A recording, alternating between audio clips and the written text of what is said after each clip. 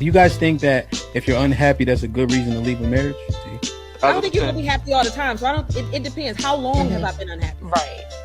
Because my kids are seeing that. Right. I think that matters too. Like Most things I think there's a so. lot of people.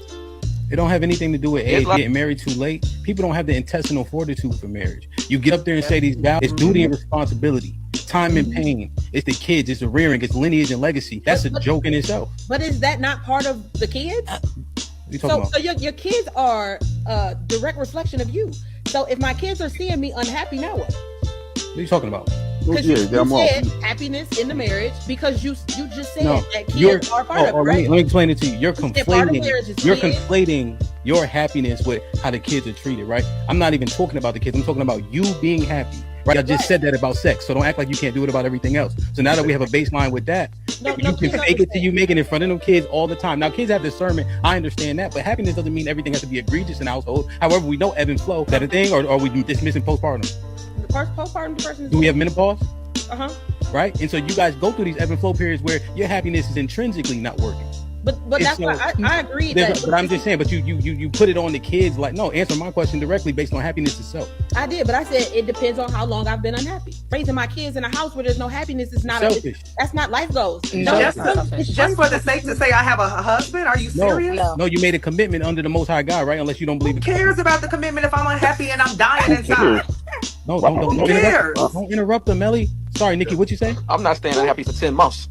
You talking about 10 years? Well, I've stayed unhappy for a very, very long time. But who is going to continuously stay in an unhealthy marriage where you're burning inside, you're dying inside, you done forgot who you are, you done forgot your self-worth, and you're just super unhappy, like depressed to that point, just to say I have a husband and I have a family? But I think that we know how hoes are created. Callie said it earlier. Something about they ain't had their daddy, their daddy didn't love them. That's one. Secondly, most of these hoes been hurt by a man. Just like these niggas that been hurt by women, they become hoes. It's the same thing. Savage. Okay, so this is what I'm saying. Even with what Callie is saying, the lack of love, hopelessness, a deficit, desperation. That's all the same umbrella. I'm desperate for the love of a real man because a man never loved me. So I'm out there searching for the love of a man. But because I don't know how to properly find love from a man because I never experienced it. So now from these worst experiences that I've had and the damage that I've had from men, I'm telling you now, I'm only going to use them for what I like them for, because there's no possibility that they could ever even try to love me correctly. And I'm so lost on love, so in the deficit, I'll be desperate. And a lot of women have penis in that. The girl come up here, hands. Remember the girl that came up here who was cosplaying a man? She was a whole butch, calling the women male-centered up here. You're trying to become them niggas. Talk about worship when you think you're fucking up a storm because you're a man and you're acting like a man. That's male worship down to the ground. So the women who are promiscuous, are we saying they're all desperate? Majority. I'm not saying that. But I know. Yeah, I agree. I feel like in my point in my life, I feel like I was being groomed to cater to him. So at 18, when did you guys break up or stop doing each other? When I was 21, turning 22. So you went for about 3 to 4 years. How did you upgrade him? Oh shit. I think that I gave him a different perspective. Well, you also feel like after you dated him, I upgraded you, and then all these women want you after what I did for you. Hey, bro, he was 18, bro. Like, you grilling him, bro. What the fuck?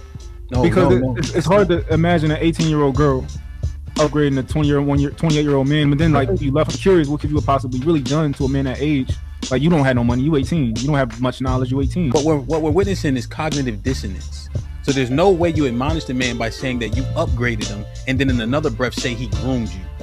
Mm-hmm. Those two things are diametrically opposed, right? And then you said age don't matter. People could be wise beyond their years. However, when Tamia gave you the bail money about you being 18, you're like, yeah, I was just 18. Nah, because remember you just said that you had the wisdom and understanding of somebody older than that, which is what you would be able to bestow on him. Right? Ooh. So these things are conflicting when we saying them. Did you actually upgrade him, or was you mad and talking shit to him because he cheated on? Are most of us cowards? Are most of us willing to kill and die for our wife and children? Are we willing to defend ourselves? Do we know what it looks like when shit is hitting the fan? Do we know when danger is actually upon us? How many dangerous situations have we been in to tell? Do we know who we are in these ways? I'm gonna just tell y'all this. If you are in a real life situation and a person approaches you after an aggressive conversation, get yourself in a position in which you can defend yourself properly. So don't stay in a position that doesn't give you any advantage but put you at a disadvantage. Don't ever do that. see people picking and choosing, you know? So if I'm going to approach you in an aggressive manner, then I should stay that way. Or else you look bad. That shit look corny. That shit don't look good for men. Because it's like, damn, is there a low-level threat of violence between men for real? But that's the word. We pump faking. We half stepping. That shit take away from our strength, our bravado, when we don't know how this shit's supposed to go. So this is a thing that I just been trying to process, man. Don't sleep on nobody and be ready. Be ready as you can. The man says he got cheated on, and you tell him he's the reason why he got cheated on because she didn't feel like she was getting enough emotional support from him, and you justify him getting cheated on. And like I said, that's unfortunate.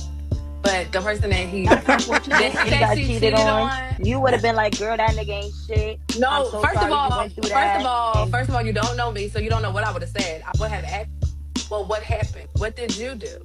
What did he do? I would try to get the full story. But to just go on this I hate women train, I'm not about to do that. Like I said, give us the full details. But to just act like everything was just shine the rainbow, sorry, Uno, but it's more to it. Right. So I just want you to realize real quick, she was emotionally deprived, and you think and then she entered a relationship with him. But no, you can't add a speculation on what we do know based on what he shared, and somehow you're saying he emotionally deprived her. You think that correlates? Because before she probably sexually had that experience with that man, she probably emotionally attached herself to him. Why would you think that?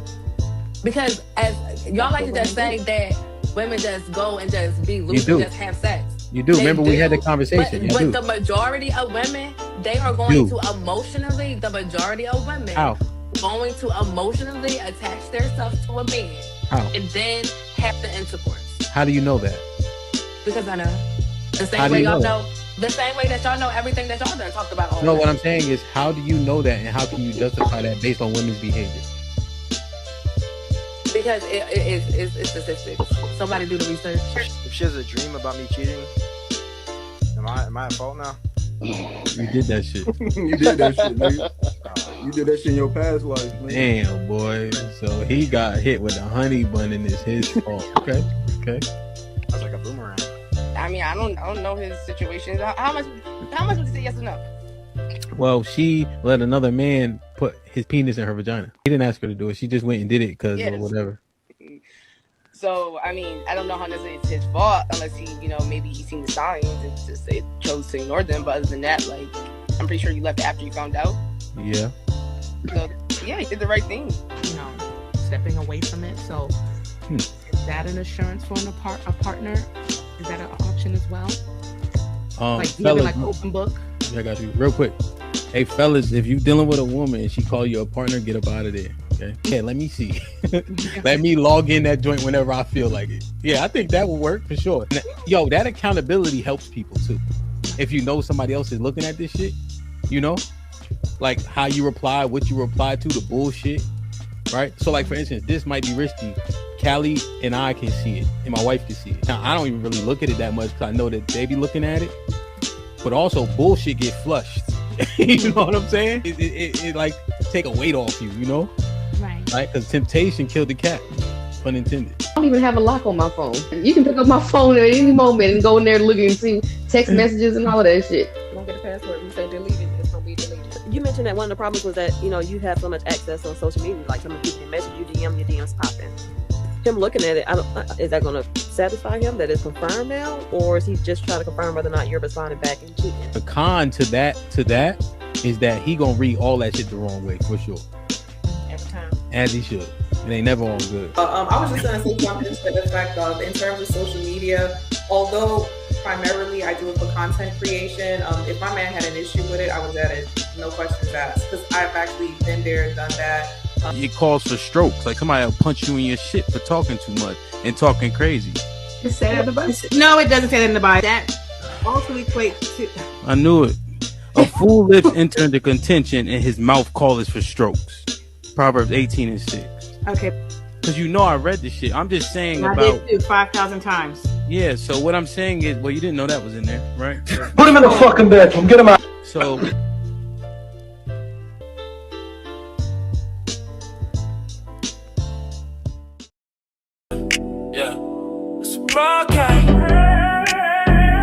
It's a vodka. subscribe, tell a friend to tell a friend. DJ HAMP about to go live again. So hit the likes, my friend, on your way in. First off, salute the chat. And to all new cousins, welcome back. Heard you searching for the real, well, this is where it's at. The latest topics and panels and brother, don't get sent to the bathroom. We got all the stats, too, back to facts in the morning or the afternoon. Tuesday, women's POV, 2 Fridays, dancing, jamming tune. It's a community of real, and we better than the world news. This might be risky, I hope you know. This might be risky, let's go, let's go. This might be risky, no, I love you, real, I love it. This might be risky. Salute to DJ HAMP, it's time to start the show. Salute to DJ HAMP, it's time to start the show.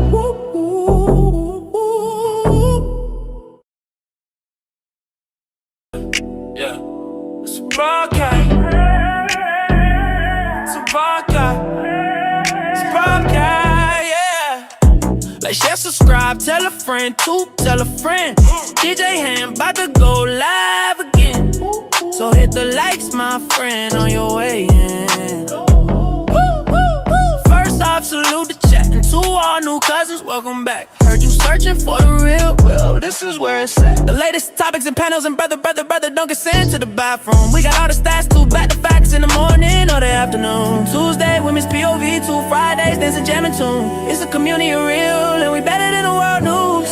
This might be risky, I hope you know.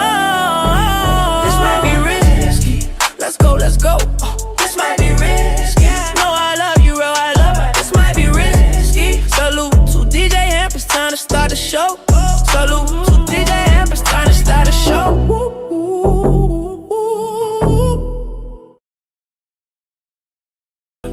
Yeah, it's a podcast.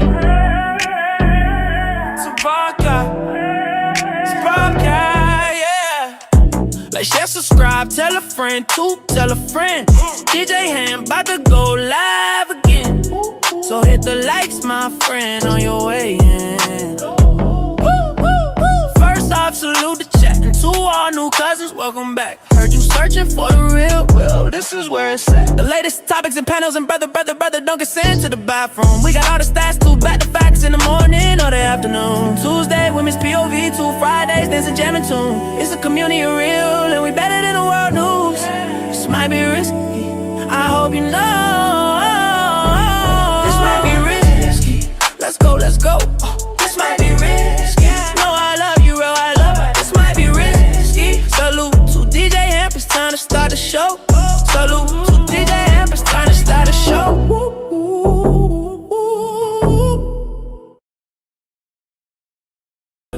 Yeah, it's a podcast.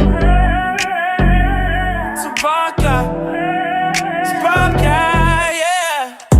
Like, share, subscribe, tell a friend to tell a friend. DJ HAMP about to go live again.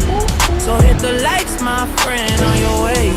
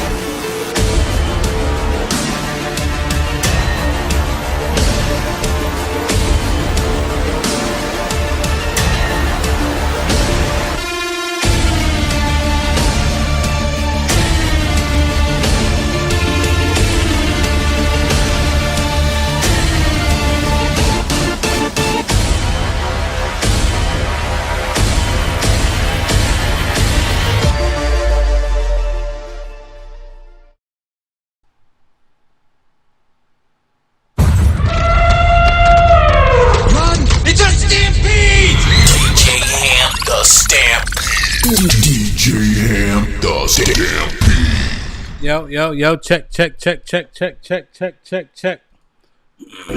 Yeah. It's a podcast. It's a podcast. It's a podcast, yeah. Like, share, subscribe, tell a friend to tell a friend. Yep. DJ HAMP about to go live again. So hit the likes, my friend, on your way in. First off, all new cousins, welcome back. Heard you searching for the real, well, this is where it's at. The latest topics and panels and brother, don't get sent to the bathroom. We got all the stats too, back to facts in the morning or the afternoon. Tuesday, women's POV, 2 Fridays, dancing, jamming tune. It's a community of real, and we better than the world news. This might be risky, I hope you know. This might be risky, let's go, let's go. This might be risky, no, I love you, real, I love it. This might be risky. Salute to DJ HAMP, it's time to start the show. Salute to DJ HAMP, it's time to start the show.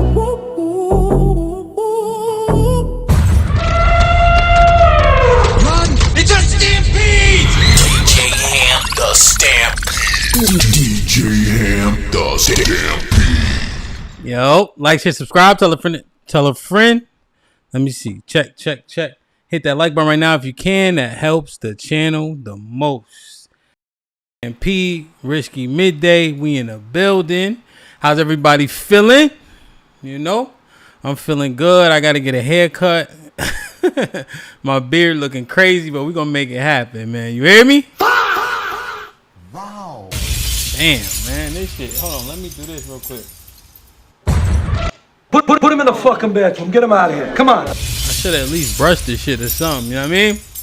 But it is what it is, man. I just came from the gym. We trying to get it popping. And that we shall, man. Salute, man. Let me see. Make sure I got this right. Yo, what's goody? What? What's up, man? You said what's up? What? Good morning, everybody. How you, man? Everything golden? Everybody say what's up to Sherelle, man. She looking old. You know what I mean? Well, she doing all right, though. We ain't complaining. You feel me? What's I good got with the it? flu. I'm complaining. You got the flu? Yeah. Somebody say you got mono. What's mono? From kissing. They said only white people get mono. I'm not sure, though. What is that? No, they said it was like a kissing disease. I don't know what it's actually called, though. I don't know what the actual scientific, you know what I'm saying, terminology is. But they called it a kissing disease when we was kids. You never heard of mono?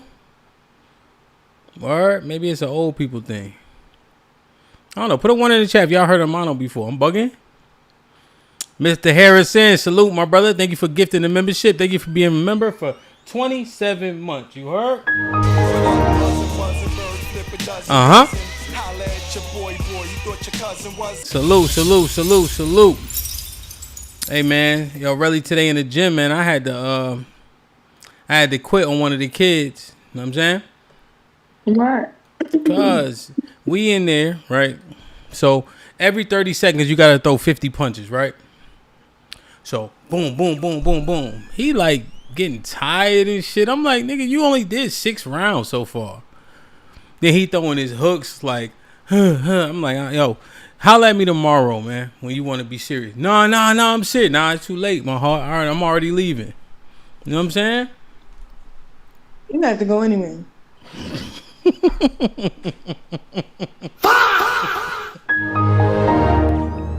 Damn, man. Stop the cap. Hit the like button, man. What's up with y'all, man? Y'all feeling good in the chat? Let me see who in the chat real quick, and we get it popping. Damn, I'm too far behind. Let me see. Fish in the Fit, what up? E-Dub in the building. D-Majesty, salute. My brother Foe, you already know, man. Notifications popping. And D Prince, what's goody, my boy?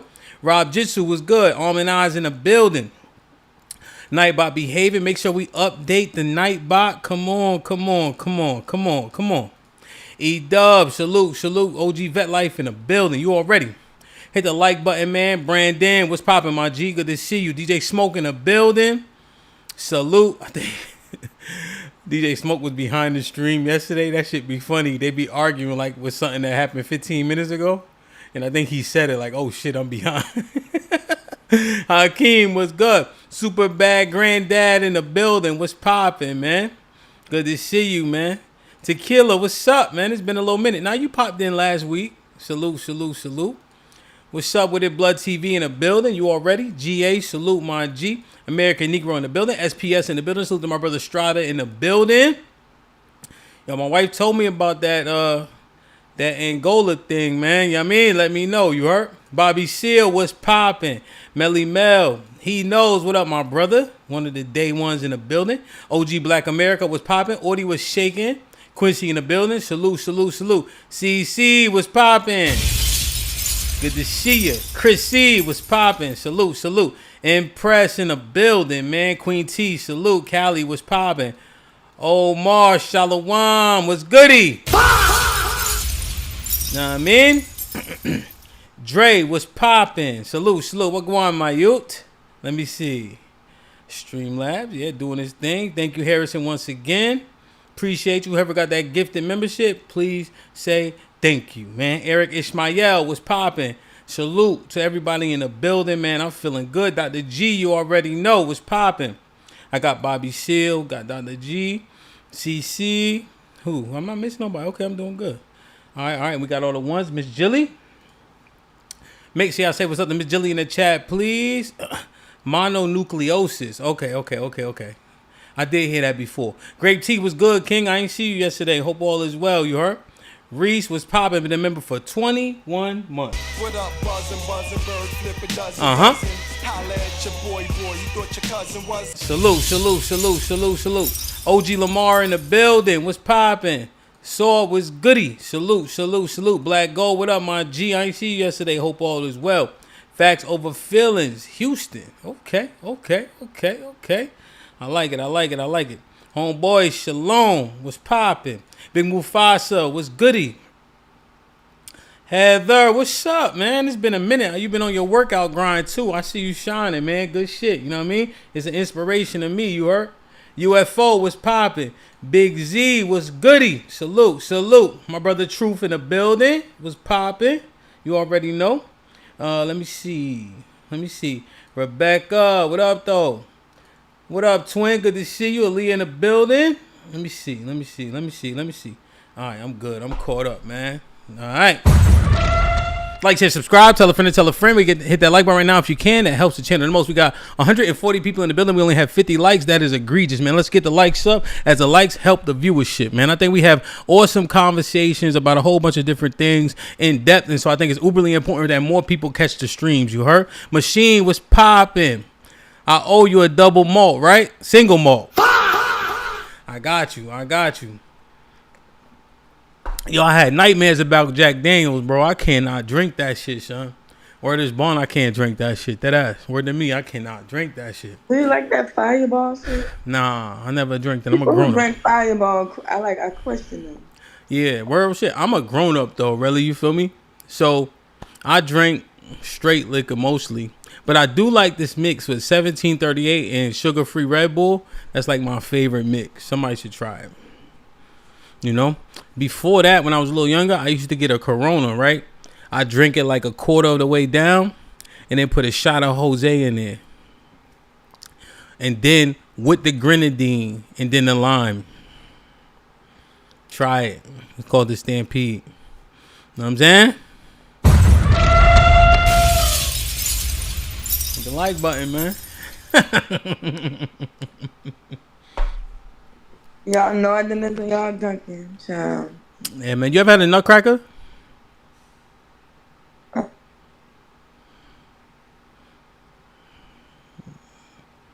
She froze? Oh, there you go. I like Starbucks. Nah. You never had a nutcracker before? I got you, Leah. Huh? No. Oh, yeah. You gotta have a nutcracker, man. You know? It's not bad. Am I freezing or are you freezing? Let me reset. Am I freezing or are you freezing? Okay, sorry. Hit the like button. Yo, so look. Y'all ever heard that terminology, man? When white people get the cold, black people get the flu. What does that stem from? What is the meaning behind that? What does that actually mean when we say it? Right? Nah, Mike flexing. I'm just saying that's what I used to drink. I only drink on the weekends. I don't really drink that much. So I drink on a Friday show And then if I go out, but pretty much I don't really have like nightcaps and shit like that. You know what I'm saying? I just been doing this for a long time, and I've been a rock star for a minute. I used to have a rap battle league and all that. You know what I'm saying? I've been DJing for 20 years, son, since 07. Into 06, 07. You know what I mean? So, yeah, bro. I do this. So, what does this actually mean? And one, well, let me ask this question. When you hear that saying, is it true? Is it true? When white people get the cold, black people get the flu. Is it true? Do you guys think that is true? Put a 1 in the chat for yes, 2 in the chat for no. Do you think that that statement is true? Right? Is it true, that statement? Put a 1 in the chat for yes, 2 in the chat for no. Let's understand that first and foremost. So Bobby Seal said 1. Machine said 1. Vet Life said 1. Hakeem said 2. What's Up With It Blood said 1. Miss Jilly said 1. Mrs. Vontae said 2. Homeboy said 1. Maisie said 2. Make and Bake said 1. What up, Key? Angel, what up? Said 1. Lamar says 1. Seed Nathaniel says 2. Fireball for meth heads is funny. Okay, so it's mostly 1s. So if something negative happens to people in our country, right? If it happens to them and it's bad, when it happens to black people, it's worse. If that still be it true, what are you admitting to? If you're saying that 1 is true, then what are you admitting to? What are you saying exactly? Are you saying that black people are in a worse state? Is that what it is? Is because black people don't have as much, so when dire things happen, it's just automatically worse? Or is it a specific dichotomy between white and black people? You know, like, what is the logic behind this statement? Rel, when you hear, when they get the cold, we get the flu, is it because we are in a more downtrodden state as a whole? Like, there's more black people that are poor and etc., right? There's more black people trying to do it alone. So is that what it is? Or is it a systematic thing? Systemic, racial, systematic. Like, what do you hear when you say it? When you hear that statement? Yeah, I think America's kind of built like a pyramid, and we're at the bottom. And I think when you apply pressure, the bottom feels the pressure the most. Okay, so it's not to do with like a racial thing. You saying just how is it racial, or is it just now how the pyramid is set up? So whoever's closer to the bottom is gonna get more of an impact. Yeah, I think the way the fact that we're at the bottom of the pyramid is racial, right? So I think it's just like a default setting. Is like when you put the pressure on it, we already have the pressure on us, right? Because everybody's standing up on us. We're the foundation. So if anything just starts to push down on that, we'll always feel it more. Okay. So we feel it more just by proxy of being down there. Okay. So let me ask you, and I'm asking the chat too. Do Mexicans feel it? Because it's just what type of Mexican are you, right? Essentially. So let me be fair, just so everybody understands. The Latinos. Do the Latinos feel it worse than us then? By proxy of what you said and, it not being racial? Like, is that how it falls? No, I don't think so, because I think Latinos have a different purpose of being here. Right? No, well, maybe. I don't understand. You ain't saying enough yet. Okay, so I'm saying Latinos come here, they have, majority of Latinos, they're not just random, right? They have like blueprints on coming here. They have family back home. They know where they come from. They have a foundation there.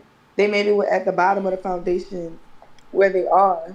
So because it's capital gains coming to the Americas, I don't even think they play the game the same way regular Americans play it. Because it's like saying like we're not here for a better opportunity. We didn't come here for a better opportunity. Other groups of people come to America for better opportunities. So they're willing to take what they could take, and they more gracious about it because they don't feel like they're owed anything. Whereas black people, we feel like we're owed something about this country. Wait, so Rel, so that's a mindset thing though, right? So that's a mindset. Does it speak to our mindset in the inept nature of it by saying, hey, I'm hurt worse because I'm owed something that I haven't yet gotten for 250 years. But if I have that mindset and by proxy, when things happen, I'm more hurt by it, can I change that by changing my mindset? Yeah, and I think there are black people who do, right? Like the black people who move towards like, hey, ain't nobody about to give us nothing. We just gotta be happy with what we get. Those black people seem to thrive more, right? Yeah.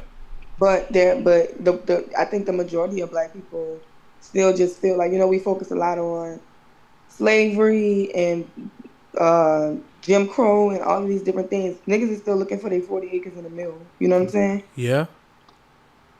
So they just not. So what you saying? So what black person are you?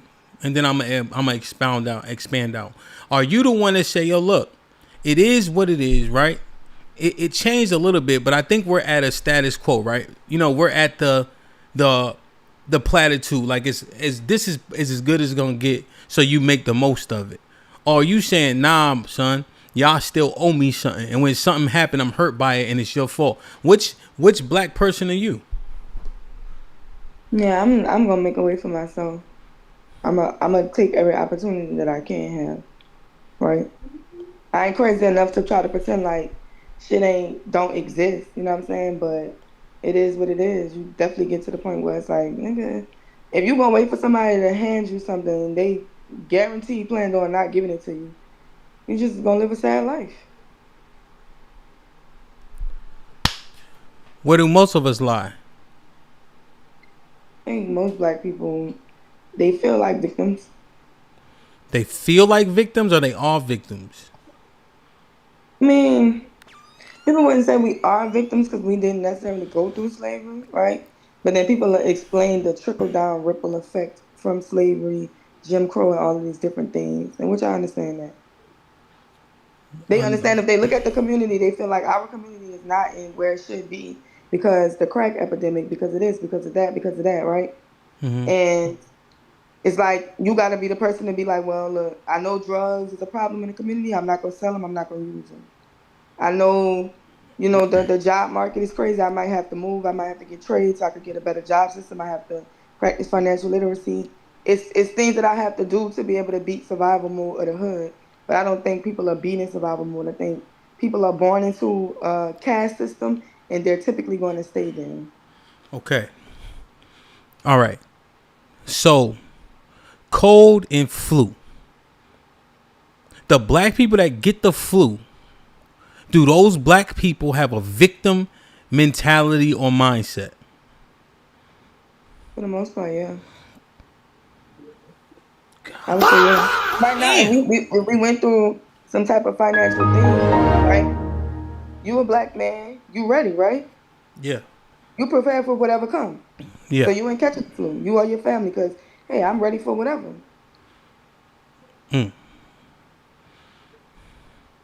Yo, that is real.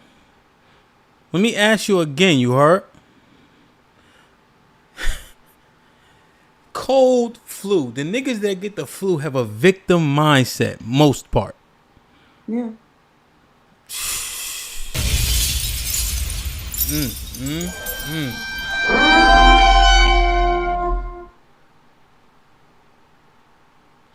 Yeah.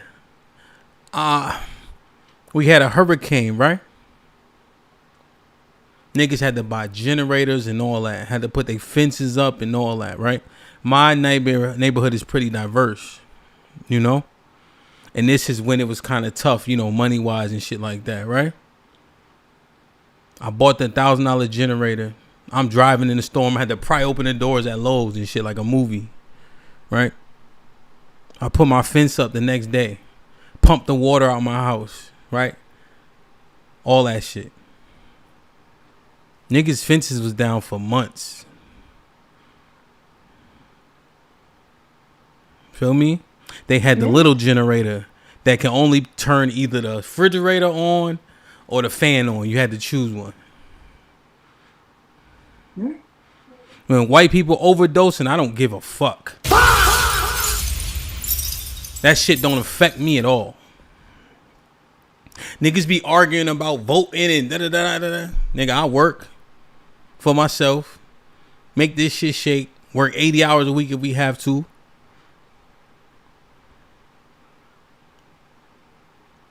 Love C said it. You overcome it because we're not gonna get stuck in it. Love C said it. She said, I'd rather work 100 hours for myself a week than 40 for somebody else.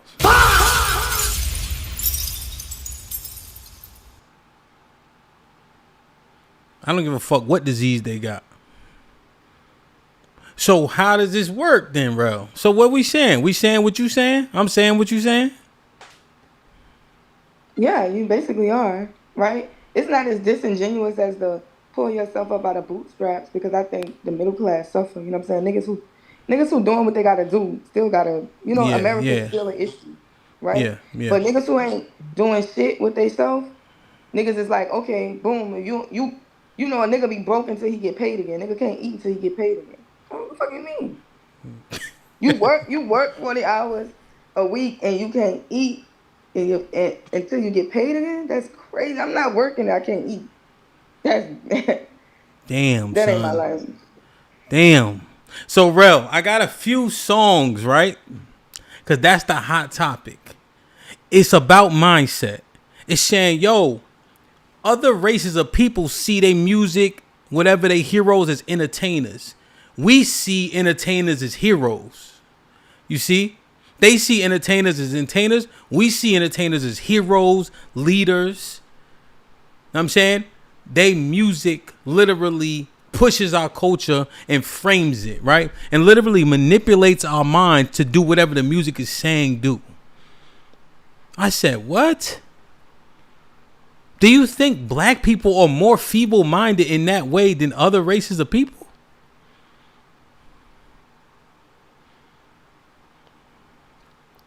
I can't hear you. Yeah, I froze. Put him in the fucking bedroom. Get him out of here. Come on. Come on, man. We cooking, man. You got to stop freezing, my nigga. Perfect. Put him in the fucking bedroom. Get him out of here. Put him in the fucking. Even my phone got the flu. Even my Wi-Fi fucked up. Like what? So let me play this, right? Let me see if y'all know this song.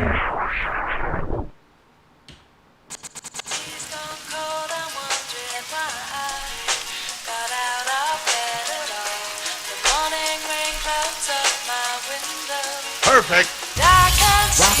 Wow.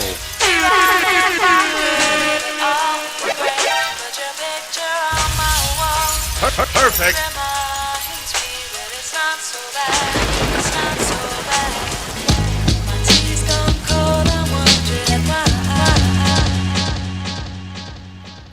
You know that song?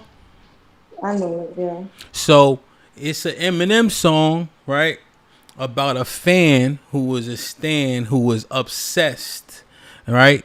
End up killing his girlfriend and himself at the end of the movie because end of the song because Eminem not really paying him no attention and not responding to his music and shit like that.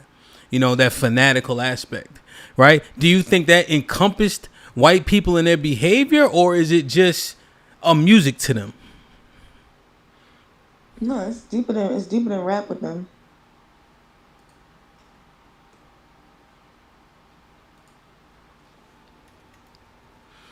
Yo, can y'all hear me? Let me see.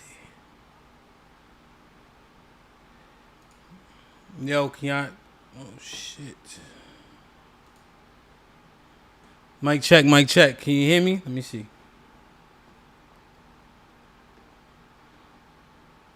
Yo. Let me know if you can hear me. You can see me.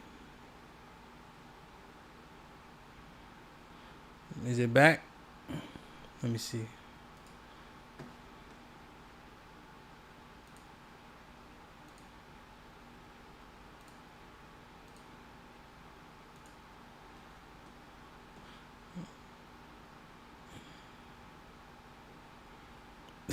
Feds is watching. All right, hold on. Let me see if I can get Rel back in the building.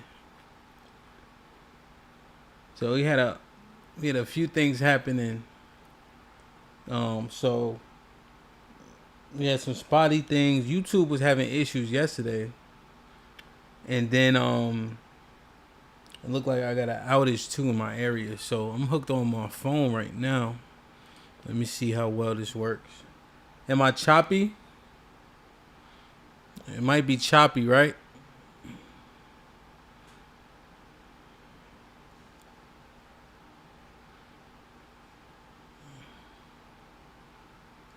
Yeah. All right, hold on.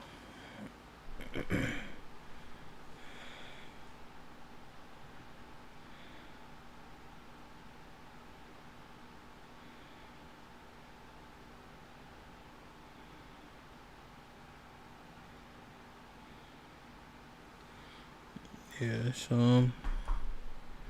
it's not gonna be that crisp.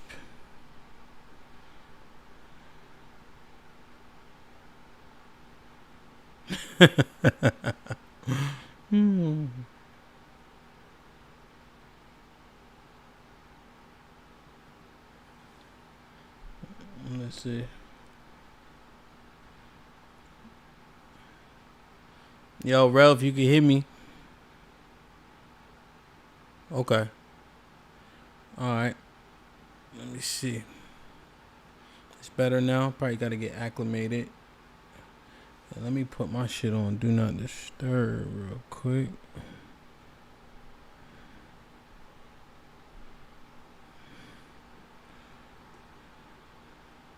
Okay. All right.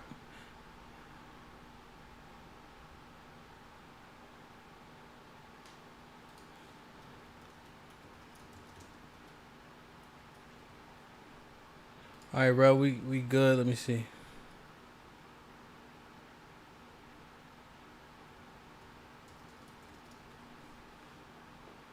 Okay. All right. Give me a second. I just want to make sure.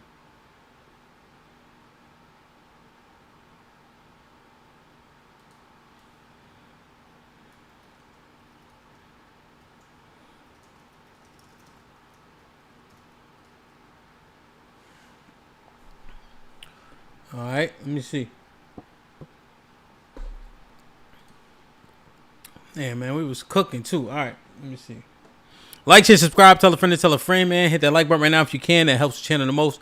My bad. We had some technical difficulties, but it should be good. Hopefully that the Xfinity gets fixed, right? So we'll have the stronger signal and all that. But I closed down a couple apps just in case, you know. All right. So let's see. I might need to drop the link just in case we get some help if my shit is kind of spotty, right? Let me see. I forgot where I was at. I think I was playing the Stan song.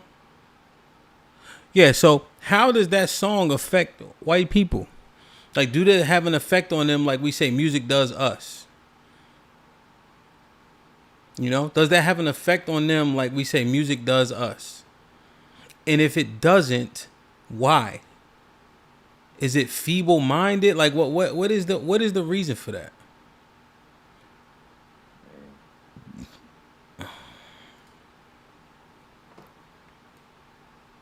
Like, I just want to understand that. You know what I'm saying? All right, let me see.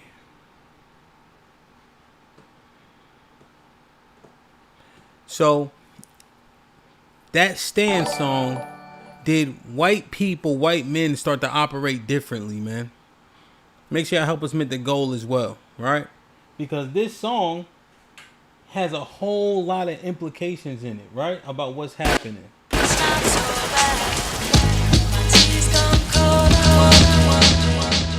Do y'all remember the song? Right? Do you remember the song? He said, I never meant to give you mushrooms, girl. I never meant to bring you to my world. Now you sitting in the corner crying, and now it's my fault, my fault. Y'all remember that song? I know I sung it perfectly. Do y'all remember that song?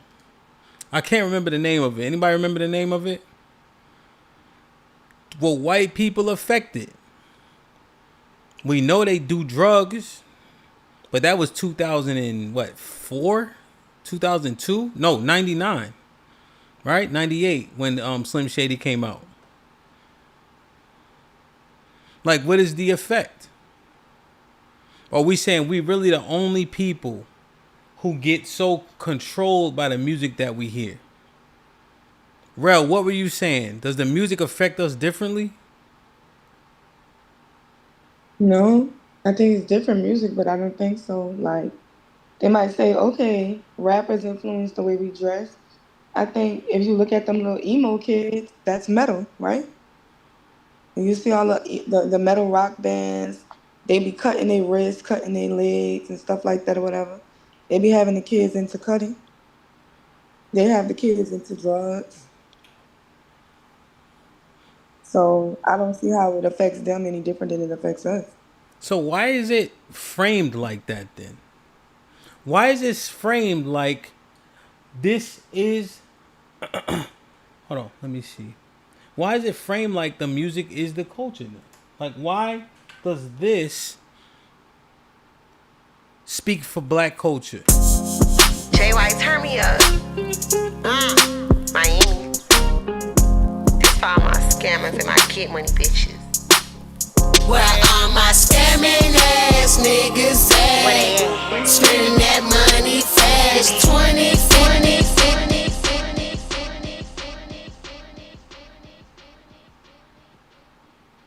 So why is it that now that song, Young Miami, is the depiction of black people and black culture? Does it correlate back to cold and flu based on people making a choice to have a victim mentality to stay where they at every time something dire happens? If people are making choices with a victim mentality and mindset, does that show that then black people are literally more feeble-minded? And in which case our music is able to frame us. And we literally listen to this music in a tantric way, and now we exude whatever the music is conveying. Yeah, no, because I just think it's everything is going to be ostracized because I feel like white people are the people who created propaganda. And they're so good at propaganda and the marketing of propaganda is that they know how to make their crimes look good. Just like I said, like if you thinking about a black criminal, you're thinking, oh, he's sagging his pants, he might have a shiesty on or a hoodie or something like that. That's your image of, oh, this black person is a criminal, right? But we know that when you think about a white person and they're a criminal, it could be a suit and tie. They'll be spiffy, you know what I'm saying, in a 5-piece suit, 7-piece suit, and still be the biggest criminals in the world. They know how to make themselves look innocent, even when behind the scenes they're doing the most egregious things. Because they know all that matters is what you put in front of people. So if you put it in front of people that we're not the issues, people will be deemed to overlook all the things that they do. Okay. Now, so I guess my question is, are people going to are people enjoying the song? Or are they going to behave like the song says? Meaning tricking, hoeing, simping, scamming, stealing. I don't think so. I think the people who gonna do that is the people that's already been doing it. So the song means what to who then? It ain't gonna make, if I like the song, it ain't gonna make me go be a scammer or a stripper or a stealer or anything like that. Like, it's the song and you move on. The same way you watch movies and you move on, right? We might ostracize Boys in the Hood or situations where the black movie have people and it's gang violence and things like that. We're gonna have a negative connotation on it, right? But then we can watch movies like Taken or John Wick. And it's like, nigga, this nigga done killed 100 people in the movie. We don't care. But all the that's the gladiator argument. scenes, even the superhero movies. But that's the argument, though. That's the argument. The argument isn't that we look at it like John Wick. We saying, nah, this is how we're going to portray ourselves. We're going to exude and live what the music is talking about. So you saying scamming won't go up. Tricking, hoeing won't increase because of the music. The music is just the music. Yeah, I don't think it will increase. I think the people who live that lifestyle just got them an anthem. So then it doesn't have a adverse or overwhelmingly more negative effect music on us than other races? I don't think so. I think they say like we imitating life. A lot of that's just imitating life. At this point, people just talking about what's already happening. Them little niggas that was on drilling, they started rapping about it. People feeling like, oh, the crime going up, but it's like they was already them niggas. They was already killers before they started talking about it. Okay. They already wasn't gonna stop. Yeah, so you saying like even when you take obviously you got the Chicago, right? But even when you take like the New York drill rappers, like Sleepy Hollow, he went to jail damn near his first album. Like him, what's his name? Chef G, they went to prison. You know what I'm saying? So they rapping about what they already doing is what you saying. But do they galvanize people? Do they galvanize black boys? I think we look at it as entertainment. To be honest, I think those are the things we find entertaining, and I think people like living vicariously through other people. Right? I think it's just things that we find entertaining, but I don't think that it's going to be 100%. I don't even think it's a large percent. Maybe you get a couple of followers, but I think it's a small percentage of people who came up well, had a good upbringing, and then it's like, oh, they just heard a King Von song, and all of a sudden they about to start sliding. Yeah, you saying that's the minority. Like people who, and I feel like people who live those lifestyles of you have conversations with people. Well, wait. We not there yet. We not there quite. My bad. I said Chef G and drilling. This right here is more applicable, right? Drilling shit, shooting shit, fighting shit. We already know most people just talking, right? As soon as we started introducing the boxing and all that, we realized most people ain't talking like that as much anymore, right? And then when they do start talking about it and they saying, hey, let's see if we can set it up, the majority of people don't actually want to set it up. But this right here, hoeing, tricking, simping, scamming, this is more achievable by more people. Does this have a greater impact? Right? This is more achievable. On the feeble-minded, right?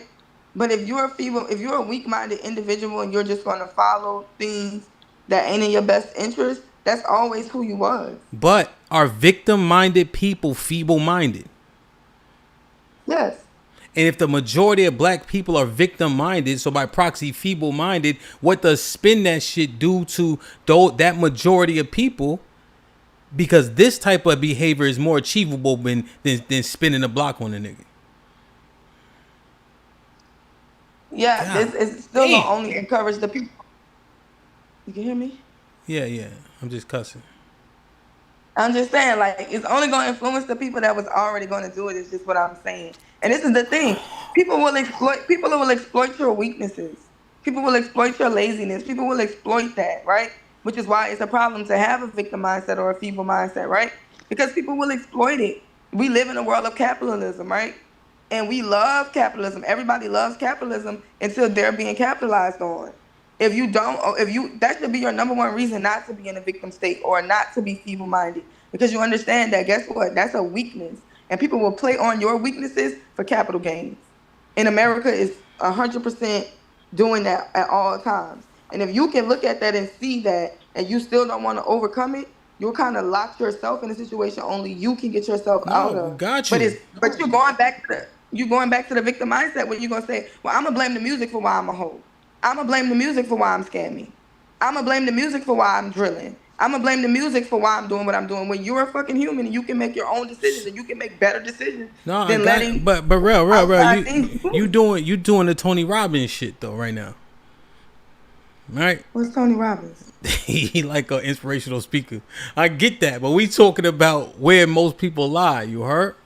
So I was going to play football regardless. I get that, right?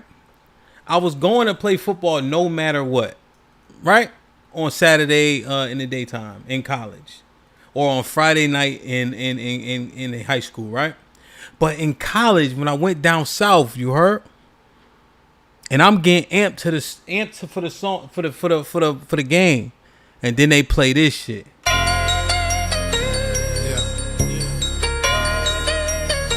This song here is called Goddamn Vice Versa. It's like, you know that song?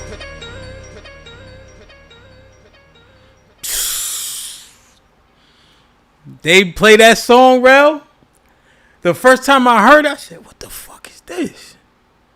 I said, yo, from now on, we playing that song before every game. I was going to play football regardless.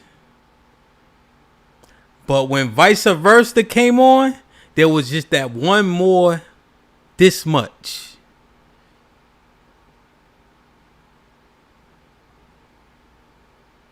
Feel me?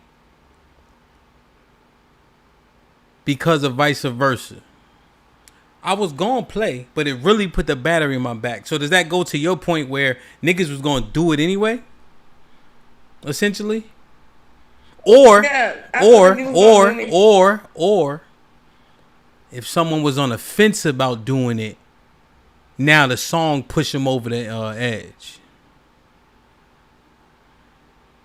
Thinking you was already gonna do it. I think the song might have been motivation. It might have hyped you up.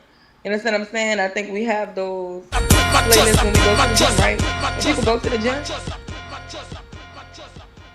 Yeah, my bad.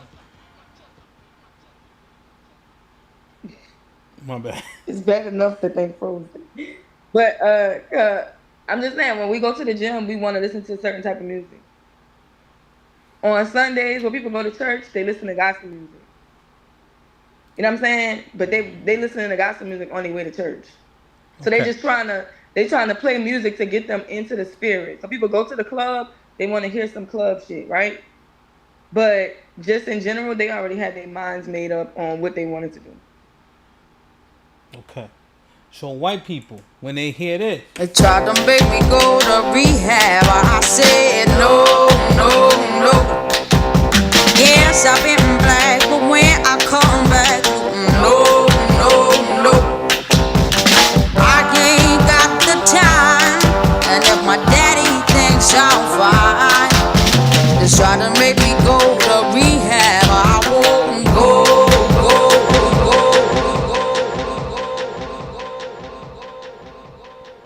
trying to make me go to rehab, and I say no, no, no. She dead now. Yeah, and when white people listen to that song, they doing lines of coke.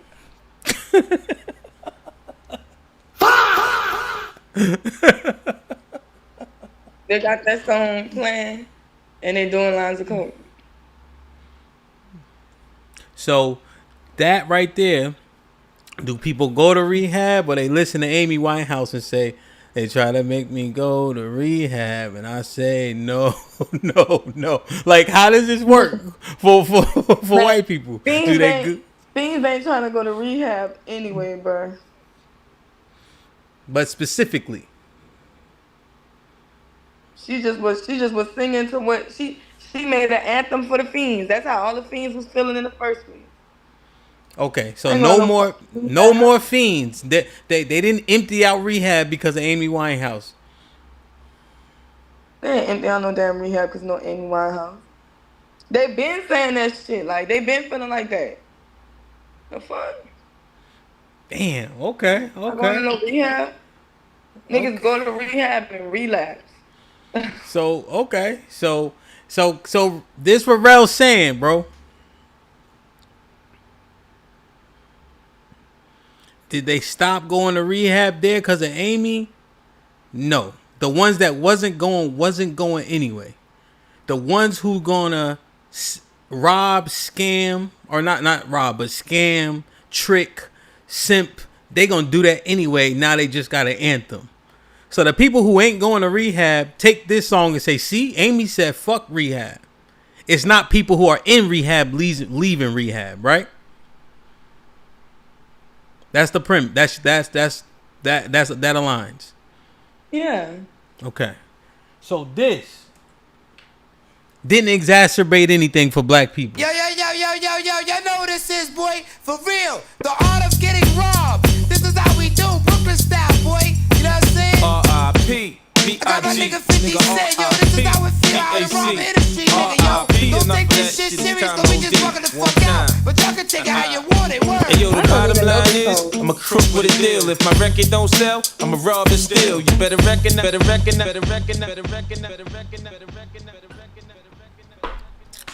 I'm trying to think. If niggas was outside when How to Rob came out in 99, did niggas get... I guess that makes sense to me. Niggas was already outside. Niggas was going to drill regardless. You know what I'm saying? Niggas was going to catch a jukes regardless. But How to Rob just put a battery in your back for the niggas who's already catching jukeses and all that, right? Niggas who going to kick your door down, right? Or rob you, they doing that shit regardless. They just got an anthem. Yeah, they just got an anthem. So it's like they antheming other people's lifestyle, and we watch movies about this shit, so it's entertaining. But I'm just saying, like him, like we could make 100 songs about a real nigga, but that don't make everybody a real nigga that listen to it. Like niggas is scary, bro. Every nigga ain't got the heart to kick in nobody door. That's why niggas ain't going to jail. Like every nigga ain't got the heart to be killing people and robbing people. That shit is not normal at all. Under no circumstances, there will always be a small marginalized group of people who think it's okay to go outside, rob, kill, steal, drug deal.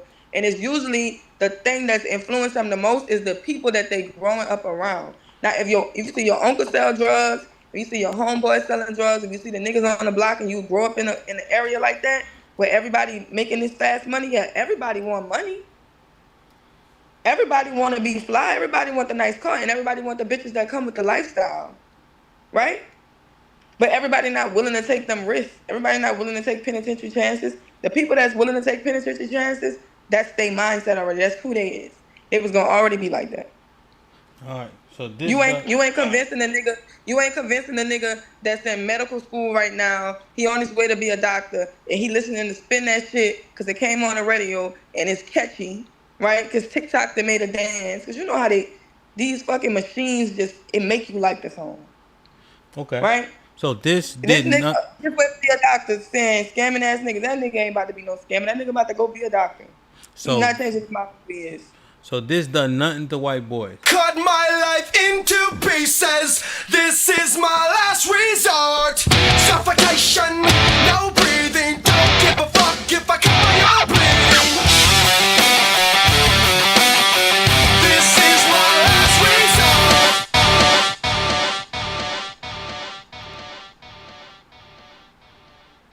No, because that's an anthem for the prototype of white dudes that's already is. The metal rock shit is for weird people. You see white people walk around all the time. You know every time you see niggas that like that song. They fingernails black. They got spikes on their clothes. No, he's talking about killing himself. Some type of lip.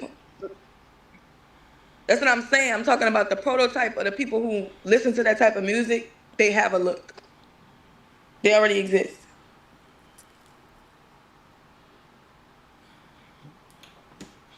Okay. All right. They already exist. You know what it look like when you see somebody who listens to them. You could tell people the kind of people the music people listen to when you see them. For the most part. Okay. So this don't do nothing to nobody. They just party into it. They ain't about to do none of the shit he talking about. Social on the lead. Gang in this bitch. Gang in this bitch. Gang in this bitch. Gang in this bitch. Hey, hey, hey, hey, gang, bang, niggas, bang, bang, no, bang, no, gang, no, gang, no, hey, hey, no, hey, hey, bang, no. I'm a gorilla, gorilla, gorilla, gorilla, gorilla, gorilla, gorilla. Okay. Bottom line. And it's like this, right? Think about this. Mr. Fantastic listened to all that shit, but he ain't doing that shit. Shiki listen to all type of music. He ain't doing that shit. I listen to all type of music. I ain't doing none of that shit. Perfect. Cause that ain't who the fuck I am. So if I know I'm capable of it, I'm not no better than the next human. Here's Nigga why. I just built my cognition. Here's why the people you use don't work.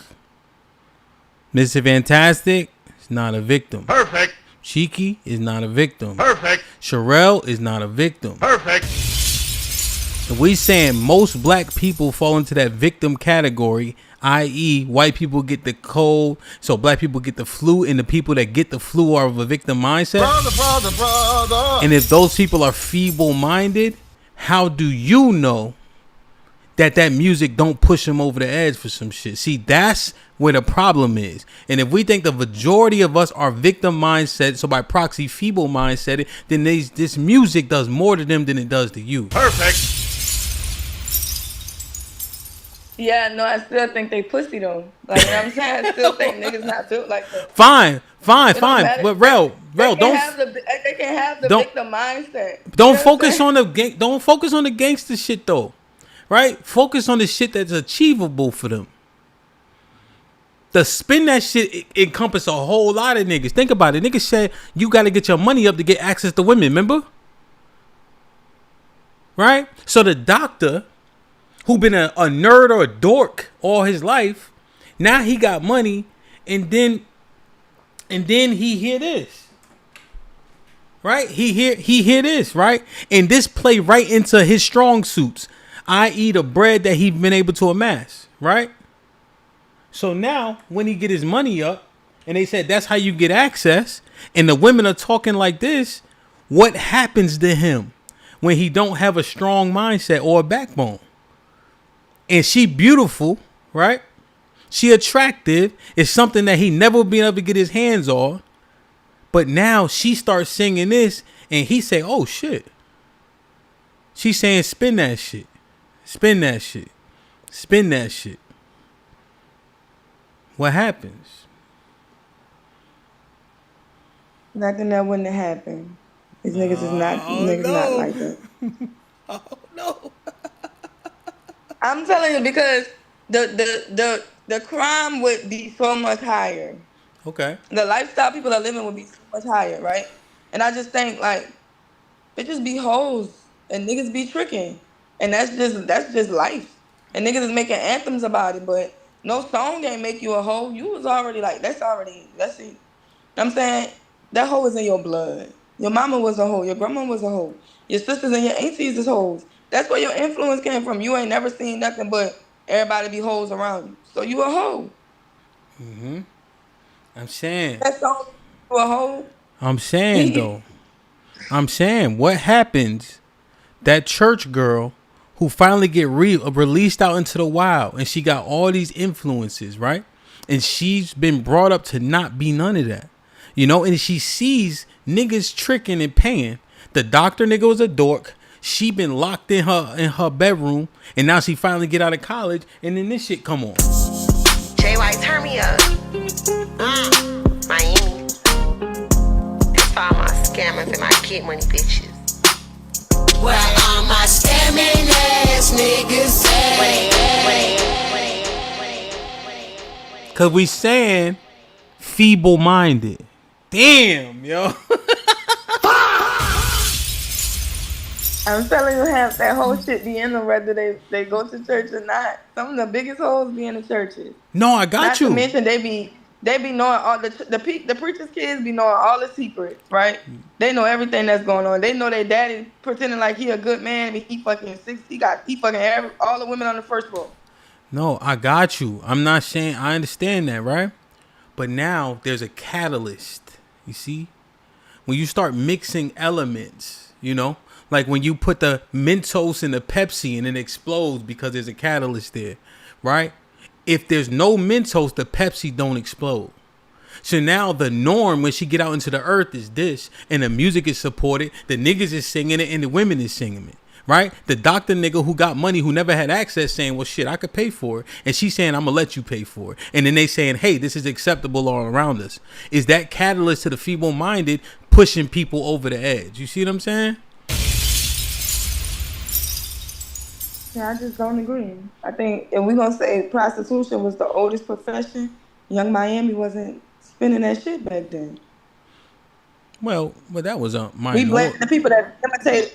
We blaming the people that imitate life with their art on what happens just in day to day life. Well, all that shit is bound to happen. But the prostitution trope is the minority. But that's the minority of the minority of women, right? It wasn't right. Chastity was much more prominent than prostitution, but I think we seemingly leave that part out.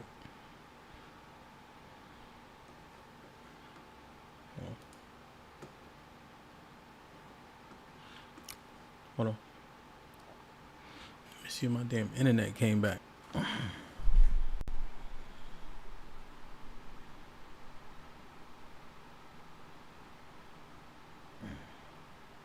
Rel, you back? Are we? Yeah. See, the whole time I thought it was me when it was you. No, it's a combination. Okay, so I gotta switch it. I'm on my phone right now.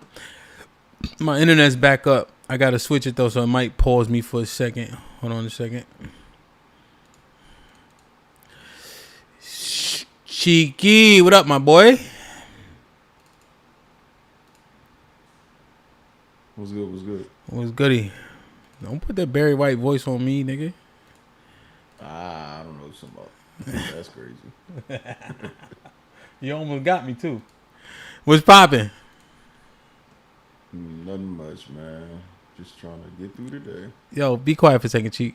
Yo, Relly, I be thinking my camera be so crisp, and then this nigga come up here. I just was saying, I just was looking at this. I'm like, why the fuck is his camera so good? Like, Yo. what the fuck? Why is it not affecting him? That's what I'm saying. Man, you look blurry as hell. Yo. That's what's going on. Rel, it be like, okay, my shit way better than yours, right? And then he come up here with this shit. You feel me? Put him in the fucking bedroom. Get him out of here. Come on. Oh, shit. All right, I might switch it. It might, like, disconnect for a second, but I need to switch back to the... So, whenever we start getting to these conversations about music influencing people or whatever the case, that is... To me, that it becomes BS, right? Like, especially for somebody that was raised in the church, like as a PK, whatever. I didn't listen to no rap music up until high school. I was listening to like Lecrae. Like, I still know these people's names, and I know these Christian rap artists. Like, and y'all niggas make fun of that because Christian rap music ain't cool to a lot of niggas. So I was not listening to that. And even when I did start listening to quote unquote secular music, it didn't deter me from understanding what's right and what's wrong, right? Like when you watch a horror film and you see people killing a multitude of people literally on the killing spree, you be like, oh my God, I don't know if it's wrong anymore. Is Michael Myers did it, Jason, well, I could be that's BS. When you play Call of Duty, you don't be like, oh man, I gotta go cop a new gun. Like why do we only do this to black things that are created by black people? Well, because, remember Columbine, they said one of the influences were the shooting games. Right, and then I can say the influences, them niggas is crazy. They just crazy crackers. I'm just telling you what they said. And I'm telling you what I said. So it's like they could say a lot of things, but it's funny how whatever they say, right, whenever they say something, there's been no studies to show that violent video games lead to school shootings and things of that nature, because they've done studies on this, right? Because there were white moms in suburb neighborhoods complaining that, you know, Call of Duty and any rated M video game, Grand Theft Auto, is the reason why. No, it's because people either have a very messed up situation in life, right? Their circumstance and their environment is easier to push and influence them that way, or there's something wrong mentally, right? Very rarely is it some random, you know, artistic endeavor that got them there. Okay. Now, here's the thing. I concede the point about the violent stuff. I think that that has to be in you more so, right? like you already have a proclivity to do that, or you have a real issue with someone, right? Those things are less obtainable. I'm talking about this part though. The promiscuity, the scamming, to getting money and giving money for access. That is normalized. You see, Cheeky? That is acceptable, right? These things aren't frowned upon to that same extent.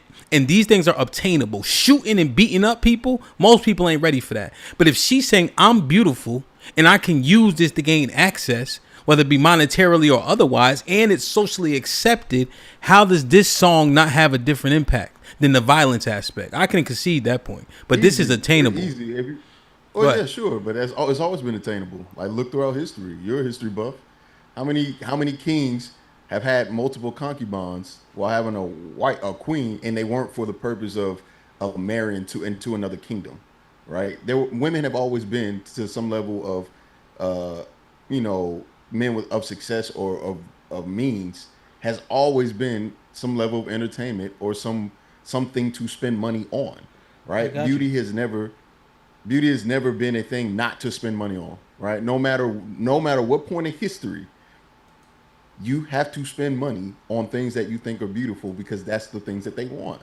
So what are we saying? King David in Psalms was la la di da di da da da. Like, no, this was still praising, right? He got Psalms about how much he loved God, but guess what got him in trouble? Some beautiful woman that he wanted to smash. Guess what he did to his wife, to her wife, or the husband of that woman? Put that nigga on the front line. Guess what? Because I want to beat it up. That's King David. What that got to do with spend that shit? King. Well, here's the point. King, right? That was behavior of kings. That's behavior of regular people too. Whorehouses were there. Kings were always in whorehouses. Yeah, but you're saying concubines, right? I'm saying that behavior was kings, right? The prostitutes were a subset of a subset, right? And they had a specific allocation, right? And the same thing applies now. Well, when Illa said this, the women are standing too close to the hoes. Most men agreed. And now I'm simply saying that the prostitute who had an allocation, if Illa was correct in his statement, now you have music. And here's what I'm pushing, Cheeky, right? First off, do you agree with what Relly said? Is she back? What Relly said about most of the victim mindset people are feeble-minded.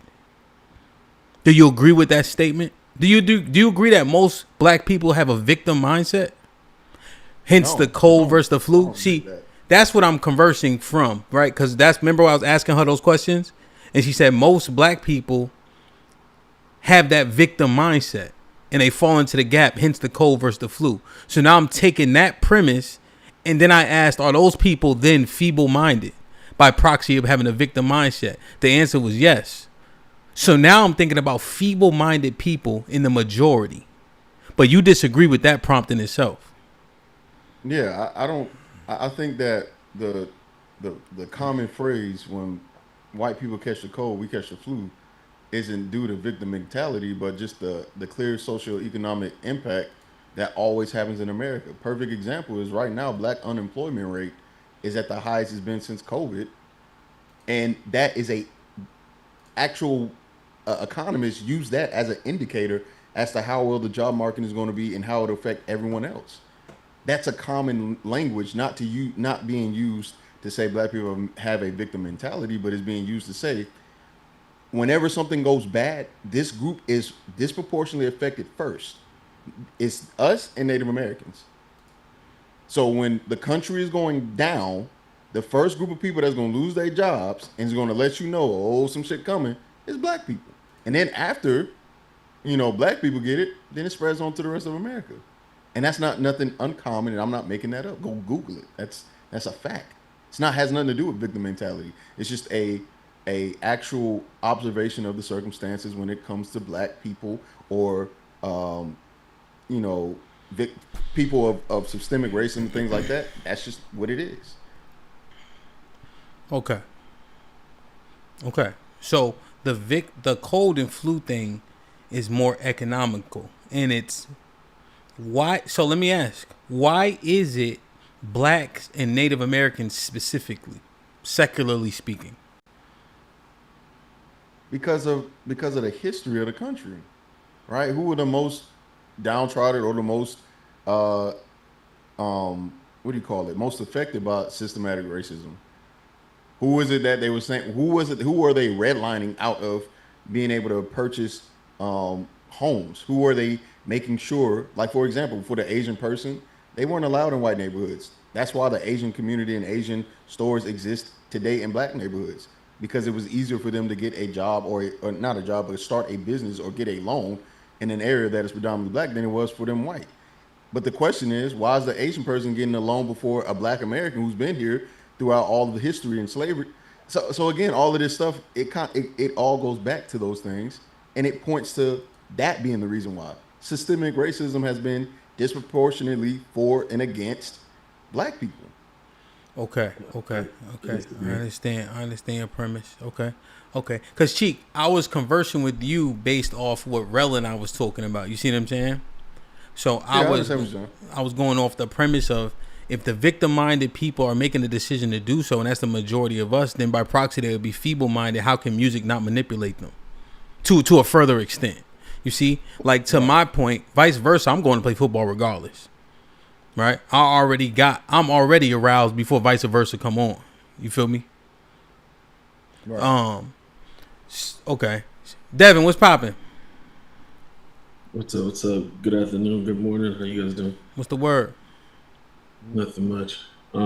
Just a quick fact check. Cheeky, no, the black employment rate has gone down since, what was it, November 2025, where it was 8%. Now it's at like mid sixes or something like that. So it's been going down, and it's not the worst that it's been since COVID. I think the biggest thing is, I think it might not necessarily go, and then back to the point,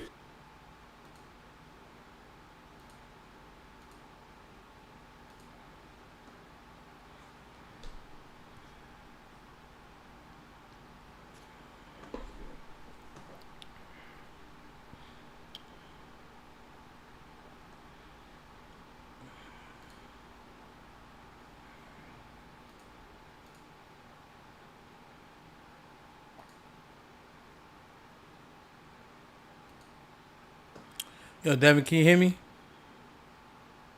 Yeah. I don't know what the fuck is wrong with this shit. All right, Devin, what were you saying?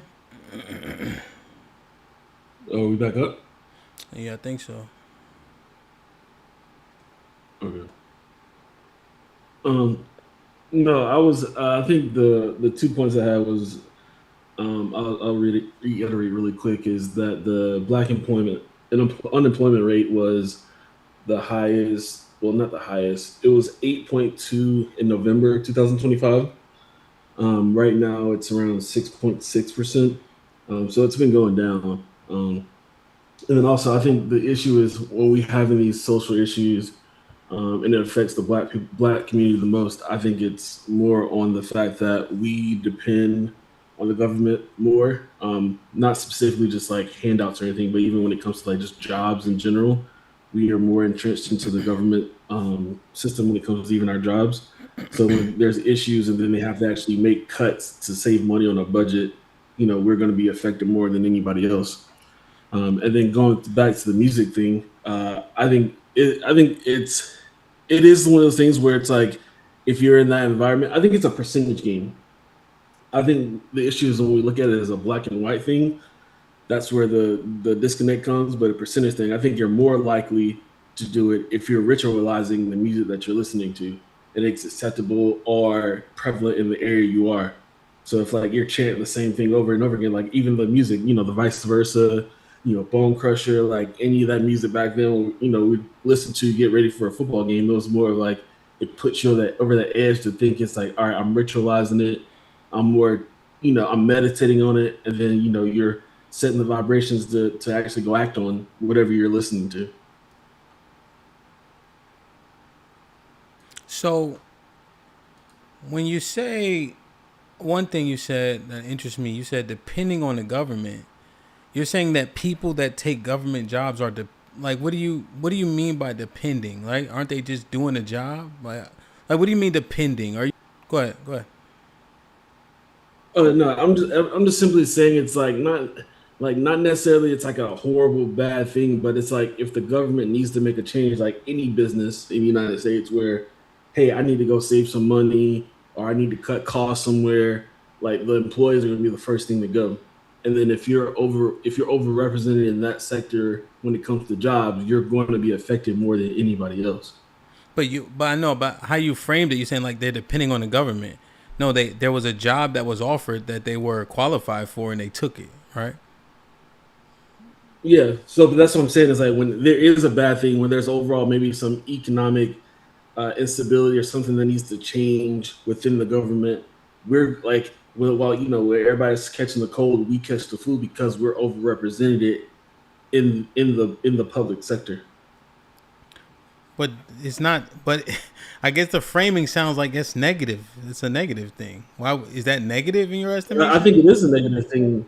I think it is a negative thing because we're ultimately a lot of people have the mindset that the government is bad, systematic racism, yada yada, all this other stuff. But then we got to depend on that system to then pay our bills and how we move our employment and all this other stuff.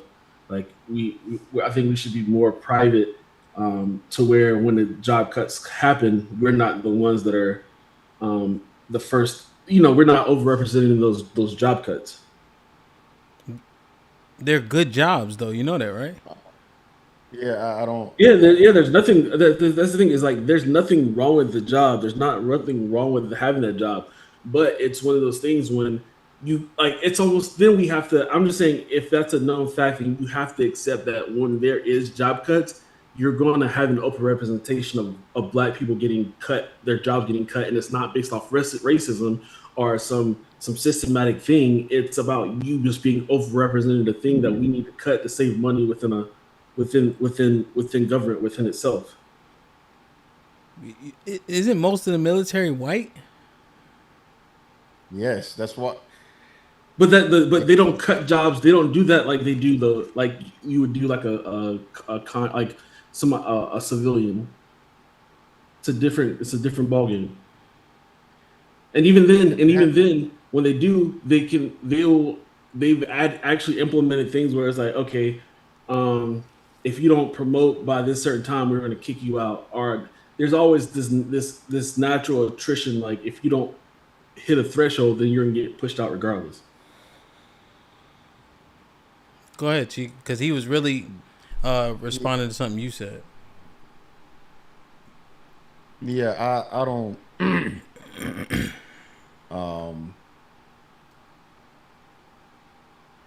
Yeah, I don't know how anything that he said is relevant to what I was saying.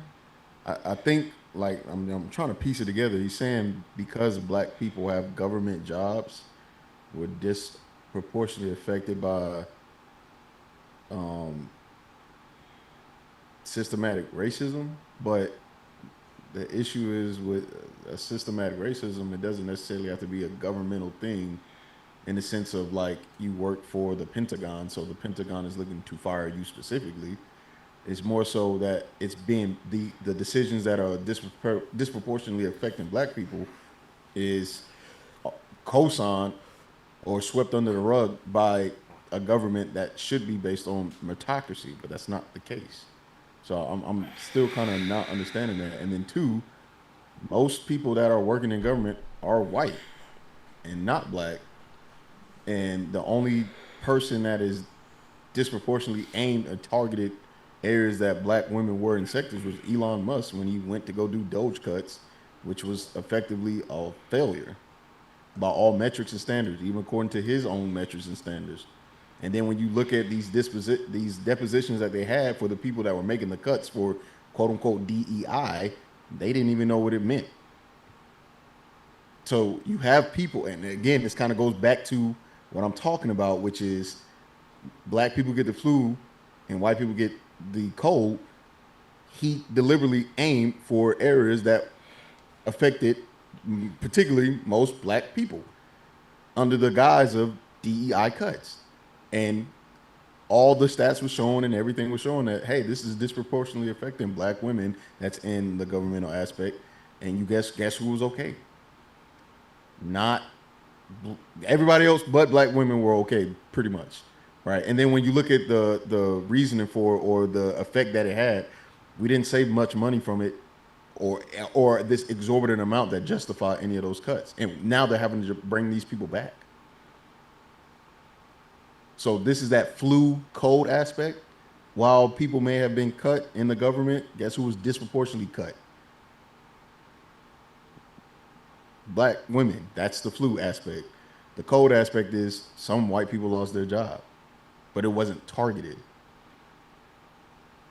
Yeah, I think you're just I think you're missing the point. I'm just saying simply, we as per capita black people, when it comes to filling administrative, pushing paper jobs within the government, we overrepresent.